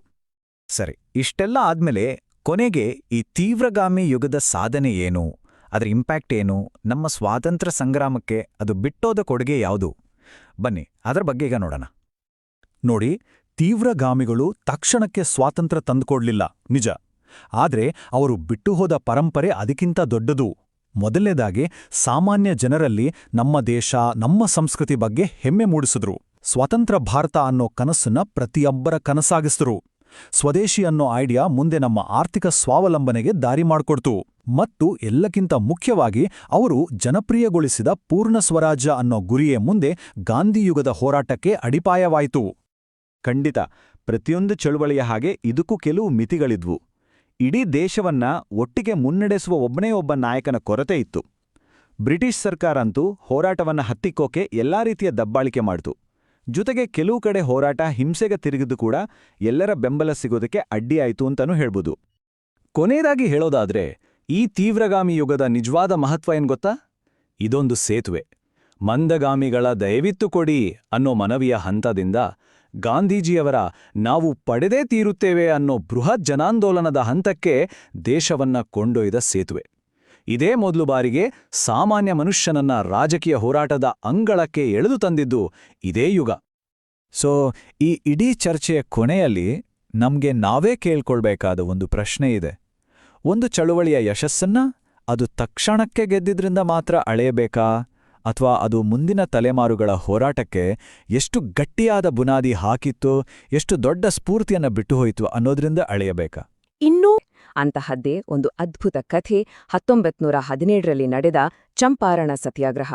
ಬನ್ನಿ ಈ ಕಥೆಯೊಳಗೆ ಒಮ್ಮೆ ಇಣುಕಿ ನೋಡೋಣ. ಅಂದ್ರೆ ಯೋಚನೆ ಮಾಡಿ, ಒಂದು ಸಣ್ಣ ಹಳ್ಳಿಯಲ್ಲಿ ಶುರುವಾದ ರೈತರ ಹೋರಾಟ ಬಲಿಷ್ಠ ಬ್ರಿಟಿಷ್ ಸಾಮ್ರಾಜ್ಯವನ್ನೇ ನಡುಗಿಸಿ ನಮ್ಮ ಸ್ವಾತಂತ್ರ್ಯ ಸಂಗ್ರಾಮಕ್ಕೆ ಒಂದು ಹೊಸ ದಿಕ್ಕನ್ನೇ ತೋರಿಸ್ತು ಅಂದ್ರೆ ನಂಬೋಕೆ ಆಗತ್ತಾ? ಅದು ಹೇಗೆ ಸಾಧ್ಯವಾಯ್ತು? ಈ ಪ್ರಶ್ನೆಗೆ ಉತ್ತರವನ್ನ ಈ ವಿವರಣೆಯಲ್ಲಿ ಹುಡುಕೋಣ ಬನ್ನಿ. ಸರಿ, ನಮ್ಮ ಕಥೆ ಶುರುವಾಗೋದು 1917ರಲ್ಲಿ. ಜಾಗ ಬಿಹಾರದ ಚಂಪಾರಣ್ ಜಿಲ್ಲೆ. ಅಲ್ಲಿನ ಸಾವಿರಾರು ರೈತರ ಬದುಕು ಅಕ್ಷರಶಃ ನರಕವಾಗಿತ್ತು. ಯಾಕಂದ್ರೆ ಬ್ರಿಟಿಷರು ಹೆಣೆದಿದ್ದ ಒಂದು ಅನ್ಯಾಯದ, ಶೋಷಣೆಯ ಚಕ್ರವ್ಯೂಹದಲ್ಲಿ ಅವರು ಸಿಲುಕಿ ನಲುಗಿ ಹೋಗಿದ್ರು. ಆ ಚಕ್ರವ್ಯೂಹದ ಹೆಸರೇ ಟಿಂಕಠಿಯಾ ಪದ್ಧತಿ. ಕೇಳೋಕೆ ಸಿಂಪಲ್ ಅನ್ಸಬಹುದು, ಆದ್ರೆ ಅದು ಅಷ್ಟೇ ಕ್ರೂರವಾಗಿತ್ತು. ಏನಪ್ಪಾ ಅಂದ್ರೆ, ಬ್ರಿಟಿಷ್ ಜಮೀನ್ದಾರರ್ ಹೇಳಿದ ಹಾಗೆ ಪ್ರತಿಯೊಬ್ಬ ರೈತ ಕೂಡ ತನ್ನ ಜಮೀನಿನ ಒಂದಿಷ್ಟು ಭಾಗದಲ್ಲಿ ಇಂಡಿಗೋ ಅಂದ್ರೆ ನೀಲಿ ಬಣ್ಣ ತಯಾರಿಸೋಕೆ ಬಳಸೋ ಸಸ್ಯವನ್ನ ಕಡ್ಡಾಯವಾಗಿ ಬೆಳಿಲೇಬೇಕಿತ್ತು. ಬೇರೆ ದಾರಿನೇ ಇರ್ಲಿಲ್ಲ. ಹಾಗಾದ್ರೆ ಆ ಕಡ್ಡಾಯವಾಗಿ ಬೆಳೆಯಬೇಕಾಗಿದ್ದ ಜಾಗ ಎಷ್ಟು ಗೊತ್ತಾ? ತಮ್ಮ ಜಮೀನನ್ನ 20 ಭಾಗ ಮಾಡಿದ್ರೆ ಅದರಲ್ಲಿ 3 ಭಾಗ ಅಂದ್ರೆ 3/20 ಜಮೀನು. ಅಷ್ಟೇ ಅಲ್ಲ, ಇದರಲ್ಲಿದ್ದ ಅತಿದೊಡ್ಡ ಕ್ರೌರ್ಯ ಅಂದ್ರೆ ರೈತರು ತಮ್ಮ ಜಮೀನಿನಲ್ಲೇ ಅತ್ಯಂತ ಫಲವತ್ತಾದ, ಚೆನ್ನಾಗಿ ಬೆಳೆ ಬರುವ ಜಾಗವನ್ನೇ ಈ ಇಂಡಿಗೋ ಬೆಳೆಗೆ ಬಿಟ್ಟುಕೊಡಬೇಕಿತ್ತು. ಇದರಿಂದ ಏನಾಯ್ತು? ರೈತರ ಆರ್ಥಿಕ ಸ್ಥಿತಿ ಸಂಪೂರ್ಣವಾಗಿ ಕುಸಿದು ಹೋಯಿತು. ಯಾಕಂದ್ರೆ ಅಷ್ಟೆಲ್ಲ ಕಷ್ಟಪಟ್ಟು ಬೆಳೆದ ಇಂಡಿಗೋಗೆ ಬ್ರಿಟಿಷ್ ವ್ಯಾಪಾರಿಗಳು ಕೊಡ್ತಿದ್ದ ಬೆಲೆ ಇದೆಯಲ್ಲ, ಅದು ತೀರಾ ಅಂದ್ರೆ ತೀರಾ ಕಡಿಮೆ. ಅಷ್ಟಕ್ಕೆ ಮಾರ್ಲೇಬೇಕು. ಪರಿಣಾಮ, ತಲೆತಲಾಂತರ ಕಳೆದರೂ ತೀರಿಸಲಾಗದ ಸಾಲದ ಹೊರೆ ಮತ್ತು ಆ ಬಡತನದ ಕೂಪದಿಂದ ಹೊರಬರಲಾಗದ ಸ್ಥಿತಿ. ಹೀಗೆ ಎಲ್ಲರೂ ಹತಾಶೆಯಿಂದ ಕತ್ತಲಲ್ಲಿ ಮುಳುಗಿದ್ದಾಗ ನಮ್ಮ ಕಥೆಗೆ ಒಂದು ಹೊಸ ತಿರುವು ಸಿಗತ್ತೆ. ಒಬ್ಬ ನಾಯಕನ ಎಂಟ್ರಿ ಆಗತ್ತೆ. ರೈತಲ ನೋವಿನ ಕೂಗಿಗೆ ಓಗೊಟ್ಟು ಮಹಾತ್ಮ ಗಾಂಧೀಜಿ ಚಂಪಾರಣಕ್ಕೆ ಬರ್ತಾರೆ. ನಡೀತಾ ಇದ್ದಿದ್ದು 1917. ಈ ಅನ್ಯಾಯದಿಂದ ಬೇಸತ್ತು ಹೋಗಿದ್ದ ರೈತರು ಗಾಂಧೀಜಿಯವರ ಹತ್ರ ಹೋಗಿ ತಮ್ಮ ಕಷ್ಟವೆಲ್ಲ ಹೇಳ್ಕೊಳ್ತಾರೆ. ವಿಷಯದ ಗಂಭೀರತೆ ಗಾಂಧೀಜಿಗೆ ಅರ್ಥ ಆಗುತ್ತೆ. ಹಾಗಾಗಿ ನಿಜವಾಗ್ಲೂ ಅಲ್ಲಿ ಏನಾಗ್ತಿದೆ ಅಂತ ಸ್ವತಃ ನೋಡಕ್ಕೆ ಚಂಪಾರಣಕ್ಕೆ ಹೊರಡ್ತಾರೆ. ಅಲ್ಲಿಗೆ ಹೋದ ತಕ್ಷಣ ಅವರು ಮಾಡಿದ ಮೊದಲ ಕೆಲಸ ಏನ್ಗೊತ್ತಾ? ಪ್ರತಿಯೊಬ್ಬ ರೈತನನ್ನೂ ಮಾತಾಡಿಸಿ ಅವರ ನೋವಿನ ಕಥೆಗಳನ್ನ ದಾಖಲಿಸ್ಕೊಳ್ಳೋಕೆ ಶುರು ಮಾಡ್ತಾರೆ.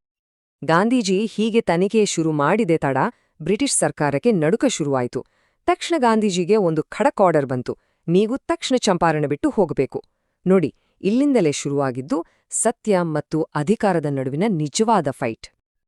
ಆದ್ರೆ ಗಾಂಧೀಜಿ ಇದಕ್ಕೆಲ್ಲ ಹೆದರುತ್ತಾರಾ? ಇಲ್ಲ. ಈ ಆದೇಶಕ್ಕೆ ಉತ್ತರವಾಗಿ ಅವರು ತಮ್ಮ ಬತ್ತಳಿಕೆಯಿಂದ ಒಂದು ಹೊಸ ಅಸ್ತ್ರವನ್ನ ಹೊರತೆಗೆದ್ರು. ಆ ಅಸ್ತ್ರದ ಹೆಸರೇ ಸತ್ಯಾಗ್ರಹ. ಇದರಲ್ಲಿ ಹಿಂಸೆಗೆ ಜಾಗವೇ ಇಲ್ಲ. ಆದ್ರೆ ಇದು ಜಗತ್ತಿನ ಯಾವುದೇ ಶಸ್ತ್ರಾಸ್ತ್ರಕ್ಕಿಂತಲೂ ಪವರ್ಫುಲ್ ಆಗಿತ್ತು. ಇದು ಅಹಿಂಸಾತ್ಮಕ ಪ್ರತಿರೋಧದ ಶಕ್ತಿ. ಗಾಂಧೀಜಿಯವರ ಸ್ಟ್ರಾಟಜಿ ಇದೆಯಲ್ಲ, ಅದು ತುಂಬಾನೇ ಪಕ್ಕಾ ಆಗಿತ್ತು. ಮೊದಲನೇ ಸ್ಟೆಪ್, ಸಾವಿರಾರು ರೈತರತ್ರ ಮಾತಾಡಿ ಅವರ ಹೇಳಿಕೆಗಳನ್ನ ದಾಖಲಿಸ್ಕೊಂಡು ಶೋಷಣೆಗೆ ಒಂದು ಗಟ್ಟಿ ಸಾಕ್ಷ್ಯ ರೆಡಿ ಮಾಡೋದು.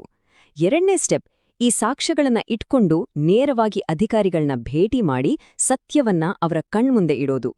ಮೂರನೇ ಸ್ಟೆಪ್, ಈ ಅನ್ಯಾಯದ ಬಗ್ಗೆ ಇಡೀ ದೇಶದ ಗಮನ ಸೆಳೆಯೋದು. ಮತ್ತು ಕೊನೆಯದಾಗಿ, ಆ ಬ್ರಿಟಿಷರು ಕೊಟ್ಟಿದ್ದಾರಲ್ಲ ಚಂಪಾರಣ್ ಬಿಟ್ಟು ಹೋಗಿ ಅಂತ ಆರ್ಡರ್, ಅದನ್ನ ಶಾಂತಿಯುತವಾಗಿ ಮುರಿಯೋದು, ಅಂದ್ರೆ ಕಾನೂನು ಭಂಗ ಮಾಡೋದು. ಗಾಂಧೀಜಿ ಕಾನೂನು ಮುರಿದಿದ್ದಕ್ಕೆ ಸರ್ಕಾರ ಅವರನ್ನ ಕೋರ್ಟ್ಗೆ ಇಳಿತು.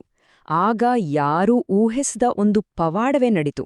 ಸಾವಿರಾರು ರೈತರು, ಸಾಮಾನ್ಯ ಜನ ಎಲ್ರೂ ಒಟ್ಟಾಗಿ ಕೋರ್ಟ್ ಮುಂದೆ ಬಂದು ನಿಂತರೂ ಗಾಂಧೀಜಿಗೆ ತಮ್ಮ ಸಂಪೂರ್ಣ ಬೆಂಬಲವನ್ನ ಘೋಷಿಸಿದ್ರು. ಈ ಜನಸಾಗರವನ್ನ ನೋಡಿ ಬ್ರಿಟಿಷ್ ಸರ್ಕಾರಕ್ಕೆ ಒಂದು ಕ್ಷಣ ಏನ್ ಮಾಡ್ಬೇಕು ಅಂತಾನೆ ತೋಚ್ಲಿಲ್ಲ. ಅಕ್ಷರಶಃ ಬೆಚ್ಚಿಬಿದ್ರು. ಸರಿ, ಇಷ್ಟೆಲ್ಲ ಆದ್ಮೇಲೆ ಈ ಜನಶಕ್ತಿ ಮತ್ತು ಸತ್ಯಾಗ್ರಹ ಹೋರಾಟದ ರಿಸಲ್ಟ್ ಏನಾಯ್ತೋ? ಈ ಅಹಿಂಸೆಯ ದಾರಿ ನಿಜವಾಗ್ಲೂ ಗೆಲುವನ್ನ ತಂದ್ಕೊಡ್ತಾ? ಬನ್ನಿ ನೋಡೋಣ. ಜನರ ಬೆಂಬಲ, ಅವರು ಗಾಂಧೀಜಿಯವರ ಅಚಲ ನಿಲುವಿನ ಮುಂದೆ ಬ್ರಿಟಿಷ್ ಸರ್ಕಾರ ಕೊನೆಗೂ ಮಣಿಲೇಬೇಕಾಯಿತು. ಅವರು ರೈತರ ಸಮಸ್ಯೆಗಳನ್ನ ತನಿಖೆ ಮಾಡಕ್ಕೆ ಅಂತ ಒಂದು ಅಫಿಷಿಯಲ್ ಕಮಿಟಿಯನ್ನ ರಚನೆ ಮಾಡಿದ್ರು. ಅಷ್ಟೇ ಅಲ್ಲ, ಅದರಲ್ಲೊಬ್ಬ ಸದಸ್ಯರಾಗಿ ಗಾಂಧೀಜಿಯವರನ್ನೇ ನೇಮಕ ಮಾಡಿದ್ರು. ಇದು ಆ ಹೋರಾಟಕ್ಕೆ ಸಿಕ್ಕ ಮೊದಲ ಮತ್ತು ಅತಿ ದೊಡ್ಡ ಗೆಲುವು. ಆ ಕಮಿಟಿಯ ಶಿಫಾರಸ್ಸುಗಳು ಬಂದ್ಮೇಲೆ ಚಂಪಾರಣದ ಚಿತ್ರಣವೇ ಬದಲಾಗಿ ಹೋಯಿತು. ನೋಡಿ, ಹೋರಾಟಕ್ಕೆ ಮೊದಲು ಹೇಗಿತ್ತು? ರೈತರನ್ನ ಶೋಷಣೆ ಮಾಡ್ತಿದ್ದ ಟಿಂಕಟಿಯ ಸಿಸ್ಟಮ್, ಬಲವಂತದ ನೀಲಿ ಬೆಳೆ, ಸಿಕ್ಕಾಪಟ್ಟೆ ಕಡಿಮೆ ಬೆಲೆ, ಆರು ಸಾಲದ ಸುಳಿ. ಆದ್ರೆ ಹೋರಾಟದ ನಂತರ ಏನಾಯ್ತು? ಟಿಂಕಟಿಯ ಪದ್ಧತಿ ಸಂಪೂರ್ಣವಾಗಿ ರದ್ದಾಯಿತು. ರೈತರಿಗೆ ನಷ್ಟ ಪರಿಹಾರ ಸಿಕ್ತು. ಆರು ಮುಖ್ಯವಾಗಿ ಅವರ ಜಮೀನಿನ ಹಕ್ಕು ಅವರಿಗೆ ವಾಪಸ್ ಬಂತು. ಆದ್ರೇನಿಲ್ಲಿ ಚಂಪಾರಣದ ಕಥೆ ಇಲ್ಲಿಗೆ ಮುಗಿಯಲ್ಲ. ಇದು ಕೇವಲ ಒಂದು ಊರಿನ ರೈತರ ಗೆಲುವಾಗಿರ್ಲಿಲ್ಲ. ಒಂದು ಸಣ್ಣ ಹಳ್ಳಿಯಲ್ಲಿ ನಡೆದ ಈ ಹೋರಾಟ ಇದೆಯಲ್ಲ, ಇದು ಇಡೀ ಭಾರತದ ಇತಿಹಾಸದ ದಿಕ್ಕನ್ನೇ ಬದಲಾಯಿತು. ಅದು ಹೇಗೆ ಅಂತ ಯೋಚನೆ ಮಾಡ್ತಿದ್ದೀರಾ? ಬನ್ನಿ, ಅದರ ಐತಿಹಾಸಿಕ ಮಹತ್ವ ಏನು ಅಂತ ನೋಡೋಣ. ಮೊದಲನೇದಾಗಿ, ಇದು ಭಾರತದ ನೆಲದ ಮೇಲೆ ಗಾಂಧೀಜಿ ನಡೆಸಿದ ಮೊದಲ ಸಕ್ಸೆಸ್ಫುಲ್ ಸತ್ಯಾಗ್ರಹ. ಇದರಿಂದ ಏನಾಯ್ತು ಅಂದ್ರೆ, ಅಹಿಂಸೆ ಅನ್ನೋದು ಬರೀ ಒಂದು ಮಾತು, ಒಂದು ತತ್ವ ಅಲ್ಲ, ಅದೊಂದು ತುಂಬಾನೇ ಪವರ್ಫುಲ್ ವೆಪನ್ ಅನ್ನೋದು ಇಡೀ ದೇಶಕ್ಕೆ ಗೊತ್ತಾಯ್ತು. ಇದೇ ಘಟನೆ ಗಾಂಧೀಜಿಯವರನ್ನ ಸಾಮಾನ್ಯ ಜನರ ನಾಯಕನಾಗಿ ನಿಲ್ಸಿತು. ನಮ್ಮ ಸ್ವಾತಂತ್ರ್ಯ ಹೋರಾಟಕ್ಕೆ ಒಂದು ಹೊಸ ಟರ್ನಿಂಗ್ ಪಾಯಿಂಟ್ ಸಿಕ್ತು. ಅಷ್ಟೇ ಅಲ್ಲ, ದೇಶದ ಮೂಲೆ ಮೂಲೆಯಲ್ಲೂ ಹೊಸ ಹೋರಾಟಗಳಿಗೆ ಇದು ಸ್ಫೂರ್ತಿಯಾಯಿತು. ಸೊ, ಈ ಇಡೀ ಘಟನೆಯನ್ನ ಒಂದೇ ನಿಮಿಷದಲ್ಲಿ ರೀಕ್ಯಾಪ್ ಮಾಡೋದಾದ್ರೆ, ಸ್ಥಳ ಬಿಹಾರದ ಚಂಪಾರಣ್, ವರ್ಷ 1917, ಲೀಡರ್ ಮಹಾತ್ಮ ಗಾಂಧಿ, ಸಮಸ್ಯೆ ಟಿಂಕಟಿಯ ಸಿಸ್ಟಮ್ ಅನ್ನೋ ಬಲವಂತದ ನೀಲಿ ಬೆಳೆ, ಬಳಸಿದ ಮೆಥಡ್ ಸತ್ಯಾಗ್ರಹ ಅಂದ್ರೆ ಅಹಿಂಸಾತ್ಮಕ ಹೋರಾಟ. ಕೊನೆಗೆ ಸಿಕ್ಕಿದ್ದು ಆ ಕೆಟ್ಟ ಪದ್ಧತಿ ರದ್ದಾಯಿತು, ರೈತರಿಗೆ ನ್ಯಾಯ ಸಿಕ್ತು. ಇದರ ಮಹತ್ವ ಏನು ಅಂದ್ರೆ, ಇದು ಭಾರತದಲ್ಲಿ ಗಾಂಧೀಜಿಯವರ ಮೊದಲ ಸತ್ಯಾಗ್ರಹದ ಗೆಲುವು. ಇದು ನಮ್ಮ ಸ್ವಾತಂತ್ರ್ಯ ಹೋರಾಟಕ್ಕೆ ಹೊಸ ಜೋಶ್ ತುಂಬಿತು. ಈ ಇಡೀ ಹೋರಾಟ ಮುಗಿದ್ಮೇಲೆ ಗಾಂಧೀಜಿ ಒಂದು ಮಾತು ಹೇಳ್ತಾರೆ. ಅದು ಅವರ ನಾಯಕತ್ವದ ಸಾರಾಂಶವನ್ನೇ ಹಿಡಿದಿಡುತ್ತೆ. ಅವರು ಹೇಳಿದ್ದು, ಈ ರೈತರೇ ನನ್ನ ಗುರುಗಳು. ಅವರ ನೋವು ನನಗೆ ಸತ್ಯದ ಪಾಠವನ್ನು ಕಲಿಸಿತು. ಅಬ್ಬಾ, ಎಂತಹ ಮಾತು ಅಲ್ವಾ! ಒಬ್ಬ ನಾಯಕ ಜನರ ನಡುವೆ ಇರಬೇಕಾದ ಸಂಬಂಧವನ್ನ ಈ ಒಂದು ವಾಕ್ಯ ಎಷ್ಟು ಅದ್ಭುತವಾಗಿ ಹೇಳುತ್ತೆ ನೋಡಿ. 100ಕ್ಕೂ ಹೆಚ್ಚು ವರ್ಷಗಳ ಹಿಂದೆ ಚಂಪಾರಣದಲ್ಲಿ ಗೆದ್ದ ಈ ಸತ್ಯಾಗ್ರಹ ಅನ್ನೋ ಅಸ್ತ್ರ ಇವತ್ತಿನ ಜಗತ್ತಿನಲ್ಲಿರೋ ಸಮಸ್ಯೆಗಳಿಗೆ, ಸಂಘರ್ಷಗಳಿಗೆ ಒಂದು ಉತ್ತರ ಆಗ್ಬಹುದಾ? ಅಹಿಂಸೆಯ ದಾರಿ ಇವತ್ತಿಗೂ ಅಷ್ಟೇ ಪ್ರಸ್ತುತ ಅಂತ ಅನ್ನಿಸ್ತಾ ಈ ಪ್ರಶ್ನೆಯನ್ನ ಯೋಚನೆ ಮಾಡ್ತಾ ಇರಿ. ಇತಿಹಾಸದ ಪುಟಗಳಲ್ಲಿ ದಾಖಲಾದ ಒಂದು ತುಂಬಾನೇ ಮಹತ್ವದ ಘಟನೆ ಬಗ್ಗೆ ಇವತ್ತು ಮಾತಾಡೋಣ. ಒಂದು ಸಣ್ಣ ಸ್ಥಳೀಯ ರೈತರ ಹೋರಾಟ ಇಡೀ ದೇಶದ ಹಣೆಬರಹವನ್ನೇ ಬದಲಿಸೋಕ್ ಸಾಧ್ಯನಾ? ಹೌದು, ಸಾಧ್ಯ. 1918ರಲ್ಲಿ ನಡೆದ ಒಂದು ಘಟನೆ ಭಾರತದ ಸ್ವಾತಂತ್ರ್ಯ ಸಂಗ್ರಾಮಕ್ಕೆ ಒಂದು ಹೊಸ ದಾರಿಯನ್ನೇ ತೋರಿಸ್ಕೊಡ್ತು. ಅದೇ ಖೇಡಾ ಸತ್ಯಾಗ್ರಹ. ಹಾಗಾದ್ರೆ ಏನಾಗಿತ್ತು ಖೇಡಾದಲ್ಲಿ? 1918ರ ಆ ದಿನಗಳಲ್ಲಿ ಗುಜರಾತಿನ ಖೇಡಾ ಜಿಲ್ಲೆಯ ರೈತರ ಬದುಕು ಹೇಗಿತ್ತು ಅಂದ್ರೆ ಅದನ್ನ ಅಕ್ಷರಶಃ ನರಕ ಅಂತನೇ ಹೇಳ್ಬೋದು. ಯಾಕಂದ್ರೆ ಅವರ ಮೇಲೆ ಒಂದಲ್ಲ ಎರಡಲ್ಲ ಸಾಲು ಸಾಲು ಸಂಕಷ್ಟಗಳು ಎರಗಿ ಬಂದಿದ್ವು. ಮೊದಲನೇದಾಗೆ 1915ರಿಂದ 17ರವರೆಗೆ ಪ್ಲೇಗಾರು ಟೈಫಾಯ್ಡ್ನಂತಹ ಸಾಂಕ್ರಾಮಿಕ ರೋಗಗಳು ಹರಡಿ ಕೆಲಸ ಮಾಡೋಕೆ ಜನರೇ ಇರಲಿಲ್ಲ. ಇದರ ಜೊತೆಗೆ ಮೊದಲನೇ ಮಹಾಯುದ್ಧ ಶುರುವಾಗಿತ್ತು. ಬ್ರಿಟಿಷರು ಯುದ್ಧದ ಖರ್ಚಿಗಾಗಿ ಜನರ ಮೇಲೆ ಅಂಚ ತೆರಿಗೆ ಹೇರಿದ್ರು. ಇಷ್ಟೆಲ್ಲ ಸಾಲದು ಅನ್ನೋ ಹಾಗೆ 1917ರಲ್ಲಿ ಭಾರಿ ಮಳೆ ಬಂದು ಇದ್ದಬದ್ದ ಬೆಳೆಗಳೆಲ್ಲ ನಾಶವಾಗಿ ಹೋಯಿತು. ಈ ಎಲ್ಲ ಕಷ್ಟಗಳ ನಡುವೆ ಬ್ರಿಟಿಷ್ ಸರ್ಕಾರದ ಒಂದು ನಿಯಮವಿತ್ತು.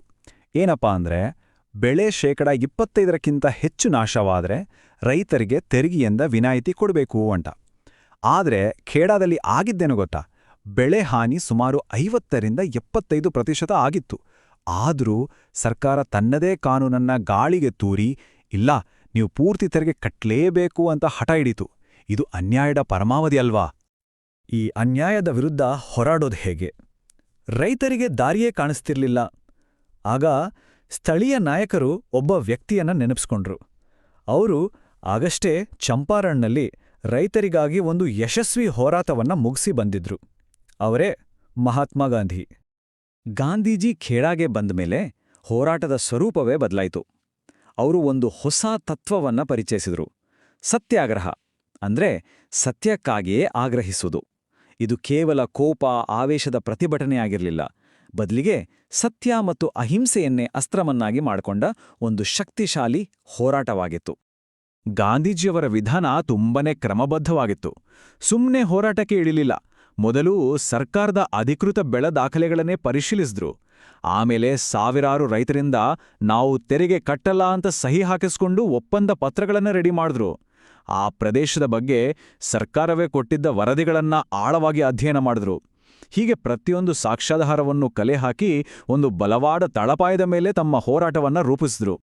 ಗಾಂಧೀಜಿಯವರ ಹತ್ರ ಒಂದು ಅದ್ಭುತ ಯೋಜನೆ ಇತ್ತು. ಆದ್ರೆ ಅದನ್ನ ನೆಲಮಟ್ಟದಲ್ಲಿ ಕಾರ್ಯರೂಪಕ್ಕೆ ತರೋಕೆ, ಜನರನ್ನು ಒಗ್ಗೂಡಿಸೋಕೆ ಒಬ್ಬ ಸಮರ್ಥ ಸಂಘಟಕ ಬೇಕಿತ್ತು ಅಲ್ವಾ? ಆಗ ಅಖಾಡಕ್ಕಿಳಿದಿದ್ದೇ ವಲ್ಲಭಭಾಯ್ ಪಟೇಲ್.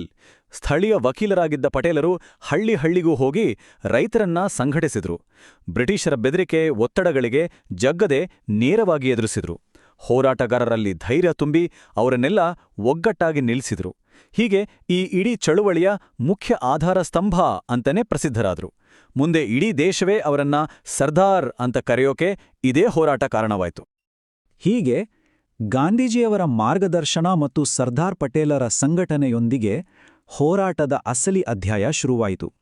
ಅದುವೇ ಸಂಘಟಿತ ಕಾನೂನುಭಂಗ ಚಳುವಳಿ. ಇಲ್ಲಿ ನೋಡಿ, ಒಂದ್ಕಡೆ ಸರ್ಕಾರ ಏನೆಲ್ಲಾ ಮಾಡ್ತು ಅಂತ. ರೈತರ ಮನೆ, ಜಮೀನನ್ನೆಲ್ಲ ಜಪ್ತಿ ಮಾಡ್ತು. ಅವರ ಜಾನುವಾರು, ಧಾನ್ಯಗಳನ್ನ ವಶಪಡಿಸ್ಕೊಳ್ತು. ಪಟೇಲರಂತ ನಾಯಕರನ್ನ ಬಂಧಿಸ್ತು. ರೈತರ ಆಸ್ತಿಗಳನ್ನ ಹರಾಜು ಹಾಕೋಕೆ ಶುರು ಮಾಡ್ತು. ಆದ್ರೆ ಇನ್ನೊಂದ್ ಕಡೆ ನಮ್ಮ ಪ್ರತಿಭಟನಾಕಾರರು ಹೇಗಿದ್ರು ನೋಡಿ. ಯಾವುದೇ ಕಾರಣಕ್ಕೂ ಪ್ರತಿಕಾರ ತೀರಿಸ್ಕೊಳ್ಬಾರ್ದು, ಹಿಂಸೆ ಮಾಡಬಾರ್ದು, ಅಧಿಕಾರಿಗಳನ್ನ ನಿಂದಿಸಬಾರ್ದು, ಸಂಪೂರ್ಣವಾಗಿ ಸತ್ಯವನ್ನೇ ಮಾತಾಡಬೇಕು ಹಾಗೂ ಶಾಂತಿಯಿಂದ ಇರಬೇಕು. ಈ ಎರಡೂ ವಿಧಾನಗಳ ನಡುವಿನ ವ್ಯತ್ಯಾಸವೇ ಹೋರಾಟದ ನಿಜವಾದ ಶಕ್ತಿಯಾಗಿತ್ತು. ಈ ತಂತ್ರವನ್ನೇ ನೈತಿಕ ಒತ್ತಡ ಅಂತ ಕರೆಯೋದು. ಅಂದ್ರೆ ತಮ್ಮ ಶಾಂತಿಯುತ, ಸತ್ಯಾಧಾರಿತ ಹೋರಾಟದ ಮೂಲಕ ಎದುರಾಳಿಯ ಅನ್ಯಾಯವನ್ನ ಜಗತ್ತಿಗೆ ತೋರಿಸೋದು.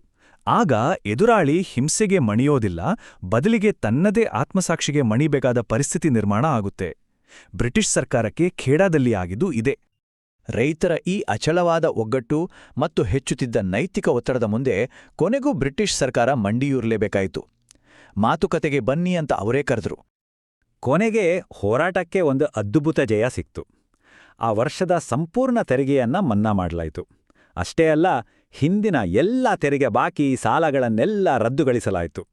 ಇದಕ್ಕಿಂತ ಮುಖ್ಯವಾಗಿ ಮುಂದೆ ರೈತರು ಅರ್ಜಿ ಸಲ್ಲಿಸೋ ಪ್ರಕ್ರಿಯೆಯನ್ನೇ ಸರಳ ಮಾಡಿದ್ರು ಮತ್ತು ಕಂದಾಯ ನೀತಿಗಳನ್ನ ರೈತರಿಗೆ ಅನುಕೂಲ ಆಗೋ ಹಾಗೆ ಬದಲಾಯಿಸಿದ್ರು. ಇದು ಒಂದು ಶಾಶ್ವತ ಬದಲಾವಣೆಗೆ ನಾಂದಿ ಹಾಡಿತ್ತು. ಖೇಡಾದ ಗೆಲುವು ಕೇವಲ ಸ್ಥಳೀಯ ಮಟ್ಟಕ್ಕೆ ಸೀಮಿತವಾಗಲಿಲ್ಲ. ಇದರ ಪರಿಣಾಮ ಇಡೀ ದೇಶದ ಮೇಲಾಯಿತು. ಈ ಹೋರಾಟದ ನಂತರ ಗಾಂಧೀಜಿ ಇಡೀ ಭಾರತದ ಜನನಾಯಕರಾಗಿ ಗುರುತಿಸಲ್ಪಟ್ರು. ಸರ್ದಾರ್ ಪಟೇಲ್ರು ಒಬ್ಬ ಪ್ರಮುಖ ರಾಷ್ಟ್ರೀಯ ನಾಯಕರಾಗಿ ಹೊರಹೊಮ್ಮಿದ್ರು. ಮೊದಲ ಬಾರಿಗೆ ರೈತರ ಸಮಸ್ಯೆಗಳು ರಾಷ್ಟ್ರೀಯ ರಾಜಕೀಯದ ಮುಖ್ಯ ವಿಷಯವಾದವು. ಹಾಗೂ ಸತ್ಯಾಗ್ರಹ ಅನ್ನೋದು ಒಂದು ಶಕ್ತಿಶಾಲಿ ರಾಜಕೀಯ ಅಸ್ತ್ರ ಅಂತ ಇಡೀ ದೇಶಕ್ಕೆ ಸಾಬೀತಾಯಿತು. ಖೇಡಾ ಸತ್ಯಾಗ್ರಹದ ನಿಜವಾದ ಮಹತ್ವ ಇರೋದೇ ಇಲ್ಲೇ. 1918ರಲ್ಲಿ ಖೇಡಾದಲ್ಲಿ ಯಶಸ್ವಿಯಾದ ಈ ಮಾದರಿಯೇ ಭಾರತದ ಸ್ವಾತಂತ್ರ್ಯ ಸಂಗ್ರಾಮದ ಮುಂದಿನ ಎಲ್ಲ ದೊಡ್ಡ ಹೋರಾಟಗಳಿಗೆ ಸ್ಫೂರ್ತಿಯಾಯಿತು. 1920ರ ಅಸಹಕಾರ ಚಳುವಳಿ, 1930ರ ಉಪ್ಪಿನ ಸತ್ಯಾಗ್ರಹ, ಅಷ್ಟೇ ಯಾಕೆ 1942ರ ಕ್ವಿಟ್ ಇಂಡಿಯಾ ಚಳುವಳಿ, ಇವೆಲ್ಲದಕ್ಕೂ ಖೇಡಾದಲ್ಲೇ ಅಡಿಪಾಯ ಹಾಕಲಾಗಿತ್ತು. ಹಾಗಾದ್ರೆ ಈ ಇಡೀ ಘಟನೆಯಿಂದ ನಾವು ಅರ್ಥ ಮಾಡಿಕೊಳ್ಬೇಕಾದ್ದು ಏನು? ಖೇಡಾ ಹೋರಾಟ ಕೇವಲ ಒಂದು ತೆರಿಗೆ ವಿವಾದವನ್ನಷ್ಟೇ ಗೆಲ್ಲಲಿಲ್ಲ. ಅದಕ್ಕಿಂತ ಮಿಗಿಲಾಗಿ ಅದು ಇಡೀ ದೇಶಕ್ಕೆ ಸ್ವಾತಂತ್ರ್ಯದ ದಾರಿಯನ್ನೇ ತೋರಿಸ್ಕೊಟ್ಟ ಒಂದು ನೀಲನಕ್ಷೆಯಾಯಿತು. ಇದು ನಮ್ಮ ಮುಂದೆ ಒಂದು ಬೊದ್ದ ಪ್ರಶ್ನೆಯನ್ನ ಇಡುತ್ತೆ. ಇಂದಿನ ಜಗತ್ತಿನಲ್ಲಿ ಬದಲಾವಣೆ ತರಲು ಅತ್ಯಂತ ಶಕ್ತಿಶಾಲಿ ಅಸ್ತ್ರ ಅಂದ್ರೆ ಅದು ಶಾಂತಿಯುತ, ಸತ್ಯಾಧಾರಿತ ಪ್ರತಿಭಟನೆಯೇ ಆಗಿರಬಹುದೇ? ಯೋಚಿಸಬೇಕಾದ ವಿಷಯ. ಇತಿಹಾಸವನ್ನೇ ಬದಲಾಯಿಸು ಒಂದು ಪ್ರಬಲ ಅಸ್ತ್ರಕ್ಕೆ ಜನ್ಮ ಕೊಡುತ್ತೆ ಅಂದ್ರೆ ನಂಬೋಕ್ಕಾಗುತ್ತಾ? ಹೌದು, ನಾವು ಇವತ್ತು ಮಾತಾಡೋಕ್ ಹೊರಟಿರೋದು 1918ರ ಅಹಮದಾಬಾದ್ ಮಿಲ್ ಮುಷ್ಕರದ ಬಗ್ಗೆ. ಇದು ಕೇವಲ ಸಂಬಳಕ್ಕಾಗಿ ನಡೆದ ಒಂದು ಹೋರಾಟ ಅಲ್ಲ. ಬದಲಿಗೆ ಗಾಂಧೀಜಿಯವರ ಉಪವಾಸ ಅನ್ನೋ ಅಸ್ತ್ರ ಮೊದಲ ಬಾರಿಗೆ ಪ್ರಯೋಗವಾದ ಐತಿಹಾಸಿಕ ಘಟನೆ. ಬನ್ನಿ ಈ ಕಥೆಯನ್ನ ಸ್ವಲ್ಪ ಆಳವಾಗಿ ನೋಡೋಣ. ಸರಿ, ಕಲ್ಪನೆ ಮಾಡ್ಕೊಳ್ಳಿ. ಸಮಯ 1918, ಸ್ಥಳ ಅಹಮದಾಬಾದ್. ಒಂದ್ ಕಡೆ ಮೊದಲನೇ ಮಹಾಯುದ್ಧದ ಕಾರಣದಿಂದಾಗಿ ಮಿಲ್ ಮಾಲೀಕರ ಲಾಭ ಆಕಾಶ ಮುಟ್ಟಿತ್ತು. ಅವರ ತಿಜೋರಿಗಳು ತುಂಬಿ ತುಳುಕುತ್ತಿತ್ತು. ಆದರೆ ಇನ್ನೊಂದ್ ಕಡೆ ಅದೇ ಮಿಲ್ಗಳಲ್ಲಿ ದುಡಿಯೋ ಕಾರ್ಮಿಕರ ಹೊಟ್ಟೆ ಮಾತ್ರ ಖಾಲಿಯಾಗ್ತಿತ್ತು. ಅಂದ್ರೆ ಲಾಭದ ಹೊಳೆ ಹರಿತಿತ್ತು, ಆದರೆ ಸಂಬಳ ಅನ್ನೋ ನೀರು ಮಾತ್ರ ಸಂಪೂರ್ಣ ಬತ್ತಿ ಹೋಗಿತ್ತು. ಇದೇ ಅಸಮತೋಲನ ಒಂದು ದೊಡ್ಡ ಸಂಘರ್ಷದ ಕಿಡಿಯನ್ನ ಹೊತ್ತಿಸಿತ್ತು.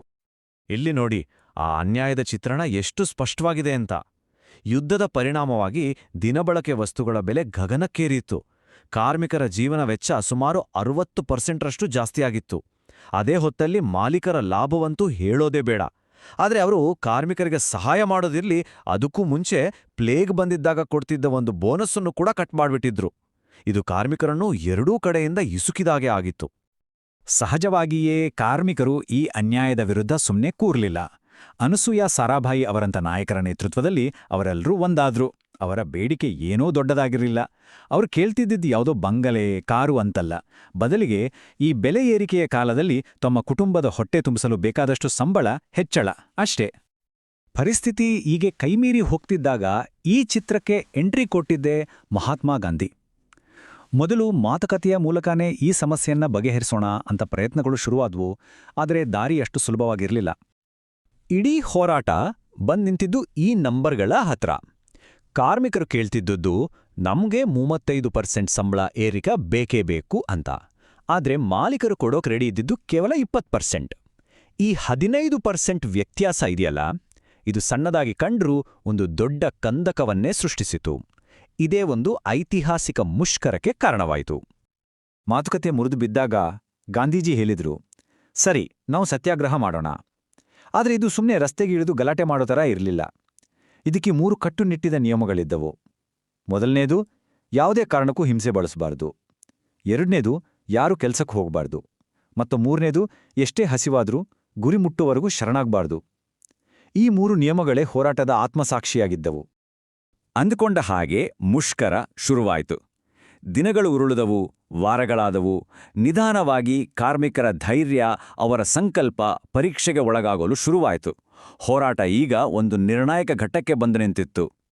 ಯೋಚನೆ ಮಾಡಿ, 3 ವಾರ ಅಂದ್ರೆ 21 ದಿನ. ಕಾರ್ಮಿಕರ ಹತ್ರ ಇದ್ದ ಕಾಸೆಲ್ಲ ಖಾಲಿ. ಮನೆಯಲ್ಲಿ ಮಕ್ಕಳ ಹೊಟ್ಟೆಗೆ ಹಿಟ್ಟಿಲ್ಲ.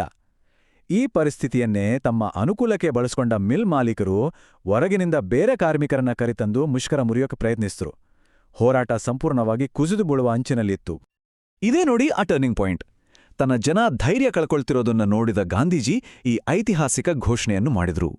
ಅವರು ತಮ್ಮ ಕಾರ್ಮಿಕರ ಕಷ್ಟದಲ್ಲಿ ತಾವು ಭಾಗಿಯಾಗಲು ನಿರ್ಧರಿಸಿ ಆಮರಣಾಂತ ಉಪವಾಸ ಸತ್ಯಾಗ್ರಹವನ್ನು ಆರಂಭಿಸಿದರು. ಈ ಒಂದು ನಿರ್ಧಾರ ಇಡೀ ಹೋರಾಟದ ದಿಕ್ಕನ್ನೇ ಬದಲಾಯಿಸಿಬಿಟ್ಟು. ಗಾಂಧೀಜಿಯವರ ಉಪವಾಸ ಇದೆಯಲ್ಲ, ಅದು ಒಂಥರ ನೈತಿಕ ಬಾಂಬ್ ಸ್ಫೋಟಿಸಿದ ಹಾಗೆ ಆಯಿತು. ಇದರ ಪರಿಣಾಮ ಎಲ್ಲೆಡೆ ಕಾಣಿಸೋಕೆ ಶುರುವಾಯಿತು. ಮಿಲ್ ಮಾಲೀಕರು ತೀವ್ರ ಇಕ್ಕಟ್ಟಿಗೆ ಸಿಲುಕಿದ್ರು. ಇಡೀ ದೇಶದ ಜನ ಕಾರ್ಮಿಕರ ಪರವಾಗಿ ನಿಂತರು. ರಾಷ್ಟ್ರೀಯ ಮಾಧ್ಯಮಗಳ ಗಮನವೆಲ್ಲ ಇದರ ಮೇಲೆ ಬಿತ್ತು. ಕೊನೆಗೆ ಬ್ರಿಟಿಷ್ ಸರ್ಕಾರ ಕೂಡ ಮಧ್ಯಪ್ರವೇಶಿಸಲೇಬೇಕಾಯಿತು. ಪವರ್ ಬ್ಯಾಲೆನ್ಸ್ ಅದು ಸಂಪೂರ್ಣವಾಗಿ ಕಾರ್ಮಿಕರ ಕಡೆಗೆ ಶಿಫ್ಟ್ ಆಯಿತು. ಈ ನೈತಿಕ ಒತ್ತಡವನ್ನ ತಡೆಕೊಳ್ಳೋದು ಮಾಲಿಟರಿಗೆ ಸಾಧ್ಯವಾಗ್ಲಿಲ್ಲ. ಯಾಕಂದ್ರೆ ಗಾಂಧಿಯವರ ಜೀವಕ್ಕೆ ಏನಾದರೂ ಹೆಚ್ಚು ಕಮ್ಮಿ ಆದ್ರೆ ಪರಿಸ್ಥಿತಿ ಕೈ ಮೀರಿ ಹೋಗುತ್ತೆ ಅಂತ ಅವ್ರಿಗೂ ಗೊತ್ತಿತ್ತು. ಸೊ ಅವರು ಕೊನೆಗೂ ಮಾತುಕತೆಗೆ ಬಗ್ಗಲೇಬೇಕಾಯ್ತು. ಹೋರಾಟ ತನ್ನ ಅಂತಿಮ ಹಂತವನ್ನ ತಲುಪಿತ್ತು. ಹಾಗಾದ್ರೆ ಕೊನೆಗೆ ಏನಾಯ್ತು? ಜಯ ಕಾರ್ಮಿಕರದಾಯಿತು.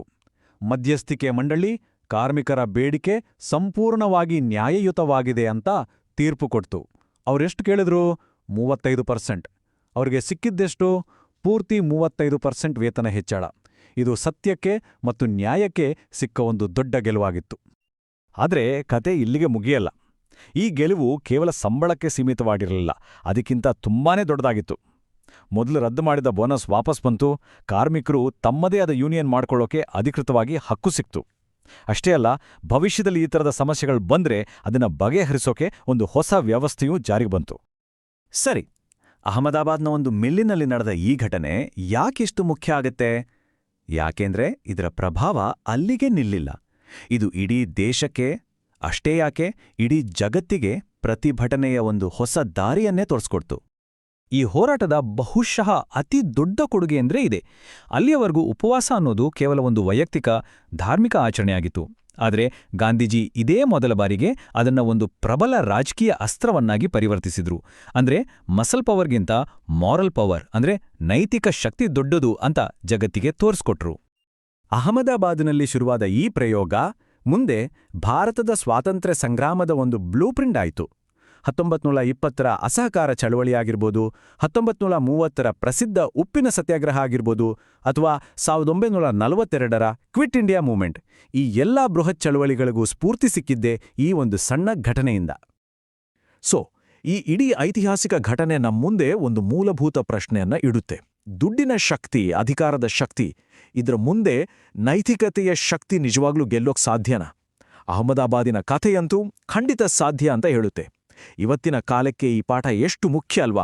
ಇದ್ರ ಬಗ್ಗೆ ಯೋಚನೆ ಮಾಡ್ತಾ ಇರಿ. ಮುಂದಿನ ವಿಶ್ಲೇಷಣೆಯಲ್ಲಿ ಮತ್ತೆ ಭೇಟಿಯಾಗೋಣ. ಎಲ್ಲರಿಗೂ ನಮಸ್ಕಾರ. ಭಾರತದ ಸ್ವಾತಂತ್ರ್ಯ ಹೋರಾಟ ಅಂದ್ರೆ ಅದೊಂದು ದೊಡ್ಡ ಕಥೆ ಅಲ್ವಾ? ಅದರಲ್ಲಿ ಎಷ್ಟೊಂದು ಮಹತ್ವದ ತಿರುವುಗಳಿವೆ. ಆದರೆ ಕೆಲವು ಘಟನೆಗಳು ಇಡೀ ಹೋರಾಟದ ದಿಕ್ಕನ್ನೇ ಬದಲಿಸಿಬಿಟ್ವು. ಅಂತಹವುಗಳಲ್ಲಿ ಒಂದು ಅಸಹಕಾರ ಚಳುವಳಿ. ಕೇಳಲು ಇದೊಂದು ರಾಜಕೀಯ ಹೋರಾಟದ ಹಾಗೆ ಕಂಡ್ರೂ ವಾಸ್ತವದಲ್ಲಿ ಇದು ಅದಕ್ಕಿಂತ ತುಂಬಾನೇ ದೊಡ್ಡದು. ಹೇಳಬೇಕೆಂದ್ರೆ ಇದು ಇಡೀ ದೇಶದ ಆತ್ಮಸಾಕ್ಷಿಯನ್ನೇ ಬಡಿದೆಬ್ಬಿಸಿದ ಒಂದು ನೈತಿಕ ಕ್ರಾಂತಿ. ಬನ್ನಿ ಇವತ್ತು ಅದರ ಬಗ್ಗೆನೇ ಮಾತಾಡೋಣ. ಸೊ ಇಷ್ಟೊಂದು ದೊಡ್ಡ ಚಳುವಳಿ ಇದ್ದಕ್ಕಿದ್ದ ಹಾಗೆ ಶುರುವಾಗಲು ಸಾಧ್ಯನಾ? ಇಲ್ಲ, ಇದರ ಹಿಂದೆ ಒಂದು ದೊಡ್ಡ ಕಾರಣವಿತ್ತು. ಮೊದಲನೇ ಮಹಾಯುದ್ಧ ಮುಗಿದ ನಂತರ ಭಾರತದ ಪರಿಸ್ಥಿತಿ ಒಂದು ರೀತಿ ಕುದಿಯುವ ಕುಲುಮೆ ಅಂತಿತ್ತು. ಬ್ರಿಟಿಷರು ಕೊಟ್ಟ ಮಾತುಗಳೆಲ್ಲ ಸುಳ್ಳಾಗಿದ್ವು. ಜನರ ಆಕ್ರೋಶ ಅದು ಕಟ್ಟೆ ಒಡೆಯೋ ಹಂತಕ್ಕೆ ಬಂದು ತಲುಪಿತ್ತು. ಅದರಲ್ಲೂ 1919 ಮತ್ತು 20ಯ ನಡುವೆ ಒಂದರ ಮೇಲೊಂದರಂತೆ 3 ಘಟನೆಗಳು ನಡೆದವು. ಮೊದಲು ಮಾರ್ಚ್ 1919ನಲ್ಲಿ ಬಂತು ರೌಲೆಟ್ ಕಾಯ್ದೆ. ಅಂದ್ರೆ ಯಾವುದೇ ವಿಚಾರಣೆ ಇಲ್ಲದೆ ಯಾರನ್ನೂ ಬೇಕಾದ್ರೂ ಜೈಲಿಗೆ ಹಾಕ್ಬೋದು. ಇದು ಎಂಥ ಅನ್ಯಾಯ ಅಲ್ವಾ? ಇದಾದ ಕೆಲವೇ ದಿನಗಳಲ್ಲಿ ಅಂದ್ರೆ ಏಪ್ರಿಲ್ನಲ್ಲಿ ಜಲಿಯನ್ ವಾಲಾ ಬಾಗ್, ಆ ಘೋರ ಹತ್ಯಾಕಾಂಡ. ಇಡೀ ದೇಶವೇ ಬೆಚ್ಚಿಬಿದ್ದಿತ್ತು. ಅಷ್ಟೇ ಅಲ್ಲ, ಮಹಾಯುದ್ಧದ ನಂತರ ಟರ್ಕಿಯ ಖಲೀಫರಿಗಾದ ಅವಮಾನದಿಂದ ನಮ್ಮ ದೇಶದ ಮುಸ್ಲಿಮರು ಖಿಲಾಫತ್ ಚಳವಳಿಯನ್ನು ಶುರು ಮಾಡಿದ್ರು. ನೋಡಿ, ಈ 3 ಸಮಸ್ಯೆಗಳು ಒಂದೇ ಸಾರಿ ಸೇರ್ಕೊಂಡಾಗ ದೇಶದ ತುಂಬಾ ಹೋರಾಟದ ಕಿಡಿ ಹೊತ್ತುಕೊಳ್ಳಲು ಶುರುವಾಯಿತು. ಆಗಿನ ಜನರ ಮನಸ್ಸಿನಲ್ಲಿ ಎಂಥ ನೋವಿತ್ತು ಅನ್ನೋದಕ್ಕೆ ಗಾಂಧೀಜಿಯವರ ಒಂದೇ ಒಂದು ಮಾತು ಸಾಕು. ಅವರು ರೌಲೆಟ್ ಕಾಯ್ದೆಯನ್ನ ಏನಂತ ಕರೆದ್ರು ಗೊತ್ತಾ? ಕಲ್ಲಿಗಿಂತ ಕಠೋರ ಅಂತ. ಅಂದ್ರೆ ಯೋಚನೆ ಮಾಡಿ, ಬ್ರಿಟಿಷ್ ನ್ಯಾಯ ವ್ಯವಸ್ಥೆಯ ಮೇಲೆ ಜನ ಇಟ್ಟಿದ್ದ ಸಣ್ಣ ನಂಬಿಕೆ ಕೂಡ ಸಂಪೂರ್ಣವಾಗಿ ಹೋಗ್ಬಿಟ್ಟಿತ್ತು. ಅನ್ನೋದಕ್ಕೆ ಇದಕ್ಕಿಂತ ದೊಡ್ಡ ಸಾಕ್ಷಿ ಬೇಕಾ? ಸರಿ, ಪರಿಸ್ಥಿತಿ ಇಷ್ಟು ಹದಗೆಟ್ಟಾಗ ಗಾಂಧೀಜಿ ಒಂದು ಹೊಸ ದಾರಿ ಹುಡುಕಿದ್ರು. ಅದುವರೆಗೂ ಯಾರೂ ಯೋಚಿಸದ ದಾರಿ. ಅದು ಬಂದೂಕು ಬಾಂಬುಗಳ ದಾರಿಯಾಗಿರಲಿಲ್ಲ. ಅದು ಆತ್ಮಶಕ್ತಿಯ ದಾರಿ. ಆ ಹೊಸ ಅಸ್ತ್ರದ ಹೆಸರೇ ಅಸಹಕಾರ. ಈ ಚಳುವಳಿಯ ಗುರಿ ಏನಾಗಿತ್ತು? ಒಂದೇ ಪದದಲ್ಲಿ ಹೇಳುವುದಾದರೆ ಸ್ವರಾಜ್ಯ. ಆದರೆ ನಿಲ್ಲಿ, ಸ್ವರಾಜ್ಯ ಅಂದ್ರೆ ಬ್ರಿಟಿಷರನ್ನು ಓಡಿಸಿ ರಾಜಕೀಯ ಸ್ವಾತಂತ್ರ್ಯ ಪಡೆಯುವುದು ಮಾತ್ರನಾ? ಗಾಂಧೀಜಿಯವರ ಪ್ರಕಾರ ಖಂಡಿತ ಅಲ್ಲ. ಅವರ ದೃಷ್ಟಿಯಲ್ಲಿ ಸ್ವರಾಜ್ಯ ಅನ್ನೋದು ಅದಕ್ಕಿಂತ ತುಂಬಾ ದೊಡ್ಡದು. ಅಂದರೆ ಪ್ರತಿಯೊಬ್ಬ ವ್ಯಕ್ತಿಯು ತನ್ನನ್ನು ತಾನು ಆಳುಕೊಳ್ಳುವುದು, ನೈತಿಕವಾಗಿ ಆಧ್ಯಾತ್ಮಿಕವಾಗಿ ಸ್ವಾವಲಂಬಿಯಾಗಿ ಬದುಕುವುದು. ಅದೇ ನಿಜವಾದ ಸ್ವರಾಜ್ಯ. ಇಲ್ಲಿ ಒಂದು ಇಂಟ್ರೆಸ್ಟಿಂಗ್ ಹೋಲಿಕೆ ನೋಡೋಣ ಬನ್ನಿ. ಒಂದು ಕಡೆ ಬ್ರಿಟಿಷರ ಶಕ್ತಿ, ಅದು ದೈಹಿಕ ಬಲ, ನಿಯಂತ್ರಣ ಮತ್ತು ಭಯದ ಮೇಲೆ ನಿಂತಿತ್ತು. ಆದರೆ ಇನ್ನೊಂದು ಕಡೆ ಗಾಂಧೀಜಿ ಕೊಟ್ಟ ಶಕ್ತಿ ಆತ್ಮಶಕ್ತಿ, ಅಂದ್ರೆ ಸತ್ಯ, ಅಹಿಂಸೆ ಮತ್ತು ನೈತಿಕತೆ. ಬ್ರಿಟಿಷರು ದೇಶವನ್ನು ಆಳಲು ನೋಡಿದ್ರೆ, ಗಾಂಧೀಜಿ ಜನರ ಮನಸ್ಸನ್ನು, ಅವರ ಆತ್ಮಸಾಕ್ಷಿಯನ್ನು ಜಾಗೃತಗೊಳಿಸಲು ಹೊರಟಿದ್ರು. ಇದು ಯುದ್ಧದ ನಿಯಮಗಳನ್ನೇ ಬದಲಿಸಿದಾಗೆ ಅಲ್ವಾ? ಸರಿ, ಈ ಆತ್ಮಶಕ್ತಿಯನ್ನು ಐಡಿಯಾ ಕೇಳಲು ತುಂಬಾ ಚೆನ್ನಾಗಿದೆ. ಆದರೆ ಇದನ್ನು ದೇಶದಾದ್ಯಂತ ಒಂದು ದೊಡ್ಡ ಆಕ್ಷನ್ ಪ್ಲಾನ್ ಆಗಿ ಬದಲಾಯಿಸಿದ್ದು ಹೇಗೆ? ಲಕ್ಷಾಂತರ ಜನರನ್ನು ಒಟ್ಟಿಗೆ ಸೇರಿಸಿದ್ದು ಹೇಗೆ? ಬನ್ನಿ ಅದರ ಬಗ್ಗೆ ತಿಳಿದುಕೊಳ್ಳೋಣ. ಇದಕ್ಕಾಗಿ ಗಾಂಧೀಜಿ ಒಂದು ಸ್ಪಷ್ಟವಾದ 7 ಅಂಶಗಳ ಕಾರ್ಯಕ್ರಮವನ್ನು ಕೊಟ್ರು. ಇದರ ಸ್ಟ್ರಾಟಜಿ ತುಂಬಾ ಸರಳವಾಗಿ 2 ಮುಖವಾಗಿತ್ತು. ಒಂದು ಕಡೆ ಬ್ರಿಟಿಷ್ ಆಡಳಿತದ ಬೇರುಗಳನ್ನೇ ಅಲ್ಲಾಡಿಸುವುದು, ಅಂದ್ರೆ ಸರ್ಕಾರ ಕೊಟ್ಟ ಬಿರುದುಗಳನ್ನು ವಾಪಸ್ ಕೊಡೋದು, ಸರ್ಕಾರಿ ಕೆಲಸಗಳಿಗೆ ರಾಜೀನಾಮೆ ಕೊಡೋದು, ಕೋರ್ಟು ಕಾಲೇಜುಗಳನ್ನು ಬಹಿಷ್ಕರಿಸುವುದು.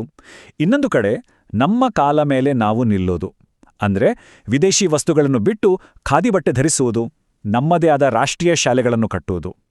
ನೋಡಿ, ಪ್ರತಿಯೊಂದು ಅಂಶವೂ ಬ್ರಿಟಿಷ್ ವ್ಯವಸ್ಥೆಯನ್ನು ಒಳಗಿನಿಂದಲೇ ದುರ್ಬಲಗೊಳಿಸುವ ಹಾಗೆ ವಿನ್ಯಾಸಗೊಂಡಿತ್ತು. ಈ ಸ್ಟ್ರಾಟಜಿ ಕೆಲಸ ಮಾಡಿತಾ? ಖಂಡಿತ ಮಾಡಿತು. ಅದಕ್ಕೆ ಈ ಚಾರ್ಟ್ ನೋಡಿ. ವಿದೇಶಿ ಬಟ್ಟೆಗಳನ್ನು ಜನ ಬಹಿಷ್ಕಾರ ಮಾಡಿದ್ರಿಂದ ಏನಾಯಿತು? ಕೇವಲ 2 ವರ್ಷದಲ್ಲಿ ಅವುಗಳ ಆಮದು ಅರ್ಧಕ್ಕರ್ಧ, ಅಂದ್ರೆ 50% ಹೆಚ್ಚು ಕೆಳಗೆ ಬಿತ್ತು. ಇದು ಬ್ರಿಟಿಷರ ಆರ್ಥಿಕತೆಗೆ ಬಿದ್ದ ಒಂದು ದೊಡ್ಡ ಪೆಟ್ಟು. ಅಷ್ಟೇ ಅಲ್ಲ, ನಮ್ಮ ಜನರ ಒಗ್ಗಟ್ಟಿನ ಶಕ್ತಿ ಏನು ಅನ್ನೋದನ್ನ ಇಡೀ ಜಗತ್ತಿಗೆ ತೋರಿಸ್ಕೊಟ್ಟಿತು. ಆದರೆ ಹಣಕ್ಕಿಂತ ದೊಡ್ಡ ಪರಿಣಾಮ ಆಗಿದ್ದು ಸಮಾಜದ ಮೇಲೆ. ಈ ಚಳುವಳಿಯ ನಿಜವಾದ ಶಕ್ತಿ ಅಡಗಿದ್ದೇ ಅಲ್ಲಿ. ಯಾಕೆ ಗೊತ್ತಾ? ಇದೇ ಮೊದಲ ಬಾರಿಗೆ ಹಳ್ಳಿಗಳ ರೈತರು, ಮಹಿಳೆಯರು, ವಿದ್ಯಾರ್ಥಿಗಳು ಹೀಗೆ ಎಲ್ಲರೂ ದೊಡ್ಡ ಸಂಖ್ಯೆಯಲ್ಲಿ ಹೋರಾಟಕ್ಕೆ ಇಳಿದ್ರು. ಇದರ ಫಲಿತಾಂಶ ಏನು? ಜಾಮಿಯಾ ಮಿಲಿಯಾ ಇಸ್ಲಾಮಿಯಾದಂತಹ ನಮ್ಮದೇ ಆದ ಶಿಕ್ಷಣ ಸಂಸ್ಥೆಗಳು ಶುರುವಾದವು. ಅಷ್ಟೇ ಅಲ್ಲ, ಖಿಲಾಫತ್ ಚಳವಳಿಯ ಜೊತೆ ಸೇರಿ ಒಂದು ಐತಿಹಾಸಿಕ ಹಿಂದೂ ಮುಸ್ಲಿಂ ಏಕತೆಯೂ ಕಾಣಸಿಕ್ಕಿತು. ಅದು ಸ್ವಲ್ಪ ಸಮಯಕ್ಕೆ ಆದರೂ ಬಹಳ ಮುಖ್ಯವಾದ ಬೆಳವಣಿಗೆಯಾಗಿತ್ತು. ಸರಿ, ಎಲ್ಲವೂ ಅಂದುಕೊಂಡಂತೆ ನಡೀತಿತ್ತು. ಚಳುವಳಿ ಅದರ ಉತ್ತುಂಗದಲ್ಲಿತ್ತು. ಬ್ರಿಟಿಷರು ಕೂಡ ಕಂಗೆಟ್ಟಿದ್ರು. ಆದ್ರೆ ಇದಕ್ಕಿದ್ದ ಹಾಗೆ ಒಂದು ಘಟನೆ ನಡೆಯುತ್ತೆ. ಆ ಘಟನೆಯಿಂದಾಗಿ ಗಾಂಧೀಜಿ ಇಡೀ ಚಳುವಳಿಯನ್ನೇ ನಿಲ್ಲಿಸ್ಬಿಡ್ತಾರೆ. ಆ ನಾಟಕೀಯ ತಿರುವು, ಚೌರಿ ಚೌರ. ಇಲ್ಲಿ ಒಂದು ಪ್ರಶ್ನೆ ಬರುತ್ತದೆ ಅಲ್ವಾ? ಎಲ್ಲವೂ ಸರಿಯಿದ್ದಾಗ, ಗೆಲುವು ಹತ್ತಿರ ಇದೆ ಅಂದಾಗ ಯಾಕೆ ಚಳುವಳಿಯನ್ನು ನಿಲ್ಲಿಸಬೇಕಿತ್ತು? ಏನಾಡಿತು ಆ ದಿನ? ಅದು ಫೆಬ್ರವರಿ 5, 1922. ಉತ್ತರ ಪ್ರದೇಶದ ಚೌರಿ ಚೌರ ಅನ್ನೋ ಹಳ್ಳಿಯಲ್ಲಿ ಶಾಂತಿಯುತವಾಗಿ ಪ್ರತಿಭಟನೆ ಮಾಡ್ತಿದ್ದ ಜನರ ಮೇಲೆ ಪೊಲೀಸರು ಹಲ್ಲೆ ಮಾಡ್ತಾರೆ. ಇದರಿಂದ ಕೋಪಗೊಂಡ ಜನ ಪೊಲೀಸ್ ಠಾಣೆಗೆ ಬೆಂಕಿ ಹಚ್ಚಿಬಿಡ್ತಾರೆ. ದುರಂತ ಅಂದ್ರೆ ಆ ಘಟನೆಯಲ್ಲಿ 22 ಪೊಲೀಸರು ಸತ್ತೋಗ್ತಾರೆ. ಈ ಹಿಂಸೆ, ಇದು ಅಸಹಕಾರ ಚಳುವಳಿಯ ಮೂಲತತ್ವವಾದ ಅಹಿಂಸೆಗೆ ಸಂಪೂರ್ಣವಾಗಿ ವಿರುದ್ಧವಾಗಿತ್ತು. ಗಾಂಧೀಜಿ ಚಳುವಳಿಯನ್ನ ವಾಪಸ್ ತೆಗೆದುಕೊಂಡಿದ್ದು ಸರಿನಾ ತಪ್ಪಾ ಅನ್ನೋ ಬಗ್ಗೆ ಇವತ್ತಿಗೂ ಇತಿಹಾಸಕಾರರ ಮಧ್ಯೆ ಚರ್ಚೆ ಇದೆ. ಕೆಲವರು R.C. ಮಜುಮ್ದಾರ್ ಅವರ ತರ ಇದು ದೊಡ್ಡ ತಪ್ಪು, ಚಳವಳಿ ಚೆನ್ನಾಗಿ ನಡೀತಿತ್ತು, ನಿಲ್ಲಿಸಬಾರ್ದಿತ್ತು ಅಂತಾರೆ. ಆದರೆ ಬಿಪಿನ್ ಚಂದ್ರ ಅವರಂತಹವರು ಇಲ್ಲ, ಇದು ಸರಿ, ಗಾಂಧೀಜಿ ನೈತಿಕತೆಯನ್ನ ಕಾಪಾಡಿಕೊಂಡ್ರು, ಅಹಿಂಸೆಯ ತತ್ವವನ್ನ ಉಳಿಸ್ಕೊಂಡ್ರು ಅಂತ ವಾದಿಸ್ತಾರೆ. ಇನ್ನು ಸುಮಿತ್ ಸರ್ಕಾರ್ ತರಹದ ಇತಿಹಾಸಕಾರರು ಇದು ಗಾಂಧೀಜಿಯವರ ಒಂದು ಸ್ಟ್ರಾಟಜಿಕ್ ಮೂವ್, ಚಳುವಳಿ ಹಿಂಸೆಯ ದಾರಿ ಹಿಡಿಯಬಾರದು ಅಂತ ಅವ್ರಿಗೆ ನಿರ್ಧಾರ ತೆಗೆದುಕೊಂಡ್ರು ಅಂತ ಹೇಳ್ತಾರೆ. ಹಾಗಾದ್ರೆ ಚಳುವಳಿ ನಿಂತು ಹೋಯ್ತು ಅಂದ್ರೆ ಅದು ವಿಫಲವಾಯ್ತೆ? ಖಂಡಿತ ಇಲ್ಲ. ನಿಜ ಹೇಳಬೇಕಂದ್ರೆ ಆ ಚಳುವಳಿ ತಾತ್ಕಾಲಿಕವಾಗಿ ನಿಂತಿರಬಹುದು. ಆದರೆ ಅದು ನಮ್ಮ ಸ್ವಾತಂತ್ರ್ಯ ಹೋರಾಟಕ್ಕೆ ಒಂದು ಶಾಶ್ವತವಾದ ಗೆಲುವನ್ನು ತಂದುಕೊಟ್ಟಿತ್ತು. ಹೇಗೆ ಅಂತೀರಾ? ಮೊದಲನೇದಾಗೆ ಬ್ರಿಟಿಷರ್ನ ಸೋಲಿಸಲು ಸಾಧ್ಯವಿಲ್ಲ ಅನ್ನೋ ಒಂದು ಭಯ, ಒಂದು ಭ್ರಮೆ ಜನರ ಮನಸ್ಸಿನಲ್ಲಿ ಇತ್ತಲ್ವಾ, ಅದನ್ನು ಈ ಚಳುವಳಿ ಸಂಪೂರ್ಣವಾಗಿ ಮುರಿದುಹಾಕಿತು. ಎರಡನೇದು, ಇದು ಮುಂದೆ ಬರುವ ದೊಡ್ಡ ಚಳುವಳಿಗಳಿಗೆ ಅಂದ್ರೆ ಕಾನೂನುಭಂಗ ಚಳುವಳಿ, ಕ್ವಿಟ್ ಇಂಡಿಯಾ ಚಳುವಳಿಗೆ ಒಂದು ಬ್ಲೂಪ್ರಿಂಟ್ ಥರ ಆಯಿತು. ಮೂರನೇದು, ಅಹಿಂಸೆ ನಮ್ಮ ರಾಜಕೀಯ ಹೋರಾಟದ ಒಂದು ಮುಖ್ಯ ಭಾಗ ಅನ್ನೋದನ್ನು ಸ್ಥಾಪಿಸಿತು. ಮತ್ತು ಕೊನೆಯದಾಗಿ, ಭಾರತವನ್ನು ಆಳಲು ನಮಗೆ ನೈತಿಕ ಹಕ್ಕಿಲ್ಲ ಅನ್ನೋದು ಸ್ವತಃ ಬ್ರಿಟಿಷ್ ಅಧಿಕಾರಿಗಳಿಗೆ ಮನವರಿಕೆ ಆಗೋ ಹಾಗೆ ಮಾಡಿತು. ಸೊ ಕೊನೆಯದಾಗಿ ಹೇಳಬೇಕೆಂದ್ರೆ, ಅಸಹಕಾರ ಚಳುವಳಿ ಅನ್ನೋದು ಕೇವಲ ಬ್ರಿಟಿಷರ ವಿರುದ್ಧದ ಒಂದು ರಾಜಕೀಯ ಹೋರಾಟ ಅಲ್ಲ, ಅದು ಅದಕ್ಕಿಂತ ತುಂಬಾನೇ ದೊಡ್ಡದು. ಅದು ಪ್ರತಿಯೊಬ್ಬ ಭಾರತೀಯನ ಆತ್ಮಗೌರವವನ್ನ ಬಡಿದೆಬ್ಬಿಸಿತು, ನಮ್ಮ ಶಕ್ತಿ ಏನು ಅನ್ನೋದನ್ನು ನಮಗೆ ತೋರಿಸ್ಕೊಟ್ಟ ಒಂದು ನೈತಿಕ ಕ್ರಾಂತಿ ಅಲ್ವಾ?